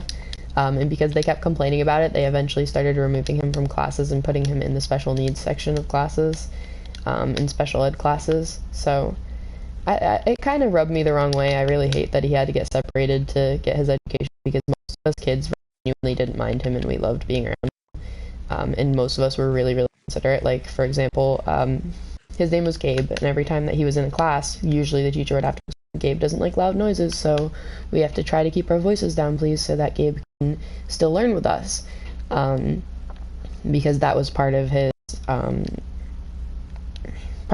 accommodation, that he had to have that clarification. He had to have some quiet time because loud noises very much so overwhelmed him and sent him into meltdowns. And so we would kind of have that disclaimer, and most of us kids, especially the ones that would sit close to him, would be very quiet and we'd be very considerate of him. And pretty much any class I was in with him, we all were very, very considerate of when he had meltdowns. Yeah, we would get excited and start getting loud, and it would put him into a meltdown once in a while, but we were kids. It's going to happen. And when he was in a meltdown, most of the kids would be trying to make sure he's okay and trying to kind of quiet down immediately. If he ever started yelling, the entire classroom would go quiet to let him calm down. And we weren't told to. That was just our instincts. Like, that was just what we did as kids because we knew he wasn't doing well and we wanted to help. Like, none of the kids that I ever was around ever complained about him. Even when we were older and I would talk about him with friends and stuff, be like, oh, you remember Gabe back when we were in classes? And I wonder where he ended up because I never saw him. And once we got older, we never saw him very much. So I was wondering where he ended up. And a lot of my friends were like, oh, yeah, I remember Gabe. And, like, everyone was, like, talking about how, I thought that it was other kids that were bothered by him, and that's why he was removed. But pretty much anyone I talked to was not bothered by him at all, and had no reason to not want to be around him ever. So I guarantee you it was mainly our teachers, because our teachers I would always watch teachers like roll their eyes and throw up whenever he went into a meltdown and interrupted classroom time. And I don't know. It's just weird how lack of accommodation there is in school systems, and especially with teachers that don't want to deal with it. Even para-educators. In the school that I was in person, when I was older, I was dealing with a lot of para-educators because I was TAing for a teacher in art class, so I would have to help out with the kids, and that meant helping out with the special needs kids too. And there were multiple of the classes that I TA'd for that had at least one special needs kid that had a para. And the para is supposed to stay with them and help make their life a little easier and like help their needs and communicate for their needs and everything. and they're paid quite a decent bit to do so. But 9 times out of 10, the paras would have less patience with these kids than I would. Granted, I grew up with an autistic brother, and I was autistic, so, like, I knew how to deal with it, and I was a lot more patient with kids than I needed to be. But they were paid to have patience with these children, and they didn't have it. I watched a para tell one of the young girls that was disabled that had her that she didn't have the time for her, and she needed her to finish her test. Like, you are paid to have the time for her. You are paid to have the time for her. And it's like, because she literally... So I'm doing a of some sort and then something else going on. So she, for the test, she had to go in a separate room with the para, and the para was helping by reading the questions to her and then reading the answers, and then she would tell her what to circle or what to write. She would write it for her, because she was disabled physically and mentally. But she was really easily distracted still, and because me and another TA were on that side of the room doing some other things for classes, trying to be as quiet as possible, she would get really distracted watching us. So she'd like be half listening, but she'd be watching what we were doing, which I didn't mind, and I was trying my best to keep from distracting her too much, but I had to do stuff on that side of the room, so I had to stay over there. Every time she would get distracted, the para would like huff and puff and get so mad at her, and by the end of it, she was practically yelling at her, and she's like, I don't have time for you to do this, you need to get your test done, blah blah blah, and going on, and like ridiculing this poor young girl because she can't focus. And I'm like, A, I'm pretty sure her not focusing is literally part of her disability that you are paid to handle. And B, you do have time for this. You are paid to have time for this. You are paid a ridiculous amount. I was an unpaid TA and I would have gladly sat with her. But you are paid a ridiculous amount because I've seen the salary that paras make in our town. You are paid a ridiculous amount to specifically have time for the child that you are assigned to, and you are going to complain because they are showing signs of their disability and need you to spend more time actually with them instead of sitting around doing nothing. What? Who hired this woman? She was so awful with people. Like, the same thing happened with another kid that I knew very closely because he was a friend of one of my brothers, and I'm pretty sure he was autistic with really high needs for support, and he was super sweet, and he was really young at the time. I think he was in 7th grade, 6th grade, something like that, but because he was autistic, he had a lot of very specific needs for things, and he was very specific about what he wanted. And for the project at the time, we were doing a collage project where the kids were making their own collages based off of like things that they like as a way to introduce themselves to the class. And because there was a lot of things that kids liked that weren't in, magazines about, they were allowed to print that they needed as well, which involved on the computer and letting me know the images they needed, and they can pick them out, and then I'll print them, and they can use those for their collage. And that was that. And because of that, we had a very long list of things to look up. So they'd write it down on a sticky note, and then put their name on it, and I would go through and make the pages that had the images, and then I would print it out. And when I was doing it during class time, I would call the kid up so that they could image, so that they could have like the specific thing that they want, because I know sometimes they want something that's not quite what I can find online. So ones that were video games or just saying you want me to hug a specific picture you want, trying to make it as to them as possible. Even when they weren't autistic. But one of the times, this kid's para walked up and gave me his sticky note, and she's like, well, he said he wanted this specific thing of, I think it was a Mario game. He wanted like a really specific image from a Mario game. And she's like, just print out whatever, and I'll make him use it. It's fine. And I just paused completely in the middle of what I was doing, and I had to look at her and reassess what the heck she just told me. Because you're working with an autistic kid that's very specific, that will go into meltdowns if he doesn't have what he needs, and you are telling me to give him something he doesn't want to use and make him use it when it's an art class that's meant for him expressing himself and using what he wants to use. What? Why are people just not compassionate about that? In that case, I immediately stopped the one that I was doing, and I called him up, and I was really, really like gentle with him, and I was just like, hey bud, what do you want? Like, I know that there's this, but I don't know much about this specific Mario game, so I don't know what one you want. So here, I can search what you wrote down, and then we can see if we can find one, okay? So you just tell me which one you find. And he's like, okay. And he stood there and he watched me scroll through some images, and he found one that was similar, and he's like, something like that, but a little different. So I took that image and I image searched, and then we found some of the images that were really similar, and eventually, after like 5 minutes of standing there, he found all the images he wanted and the specific ones that he wanted, and he loved his collage, and he made it really cool, and I actually loved his collage. It was so cool. But like, it was that simple little 5 minutes of effort just to make him have his day a little better and a little more accommodated for, and have him have an art project that is genuinely his art instead of whatever they want to make him do. Why is that so difficult? I don't get that. I mean, I would love to be a para. The only reason I haven't is because it requires a little bit more of classes to be able to certify yourself, since you're not just a para for accommodating a kid, you're also a para in some medical assistance as well, so you also have to have some certification for like CPR and being able to handle certain medical issues. And I never had the time or access to take classes like that. And I just don't really like the idea of getting paid to help a kid. I would rather just help the kid, not be paid to. I don't know. I guess that's just me. I'm not someone that wants to take money just to like be there for a disabled kid. I would rather just be there for a disabled kid. I'd rather just be able to be their para at school and not have to be being paid for it. It's so weird. But I get why it has to be paid, because you're doing work, you're there at the school on many hours of a school day, you're helping a kid around the whole school and all this, but it just doesn't make sense to me why it's such a issue. Not to mention, it doesn't make sense to me why it's like, oh, I'm getting paid like ridiculous amounts an hour, and I'm gonna complain about the kid that I'm being paid to watch. What? I know everyone has bad days and everyone doesn't necessarily want to deal with children all the time, especially adding on top of it the complications of children with medical issues or mental issues, but you signed that job. So if your bad days and complaining about it is every day, you might want to reevaluate your job position and your job choice.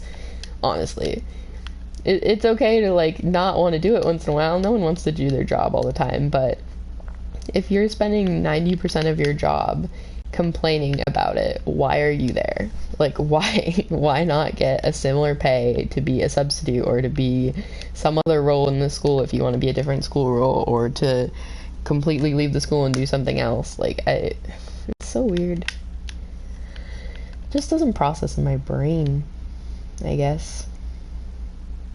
But I also have way too much compassion for people that are disabled, because I've been that person that doesn't have that compassion showed to me, and it sucks. It's awful. I would not wish that on my worst enemy, honestly. And I just don't... I like kids. I like being around kids, so I've never really thought of them as a nuisance that often, or like as something that needs to be handled, instead of just as kids that are looking for support and help, especially in school, when school absolutely is atrocious anyways. Like, kids just want to get through school in one piece. Don't make it worse for them.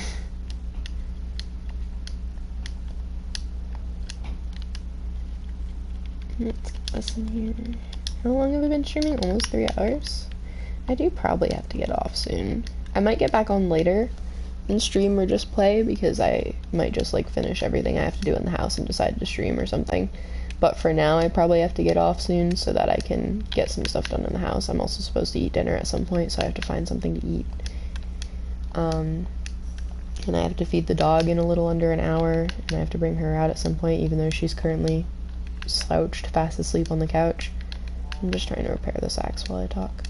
And then I have to reorganize the second bedroom and all the stuff I was saying I have to do in the house, so I have a lot to catch up on in the house that I should probably get done before absolutely midnight. And I should also be doing work, so I have to figure out how to do that too. But I will put this stuff away, and then I will get off, for at least for a bit, and I will probably be back on later tomorrow. If he's gone for long tomorrow, I'll probably be on before he gets home. If he comes back home early, I probably won't be on tomorrow at all, since it is his birthday. I don't know what time he'll be getting back, so I don't really know what time I'll have for streaming. I should be back on streaming on Wednesday like usual, and like I said, I'll probably be back on later if I get bored, or if I want to get back on Minecraft, so for now, I appreciate everyone that has stopped in today. I hope you guys have a good rest of your day or night, and I will see you guys I will see you guys again soon. Yeah, take care of yourselves. Have a good day. Bye.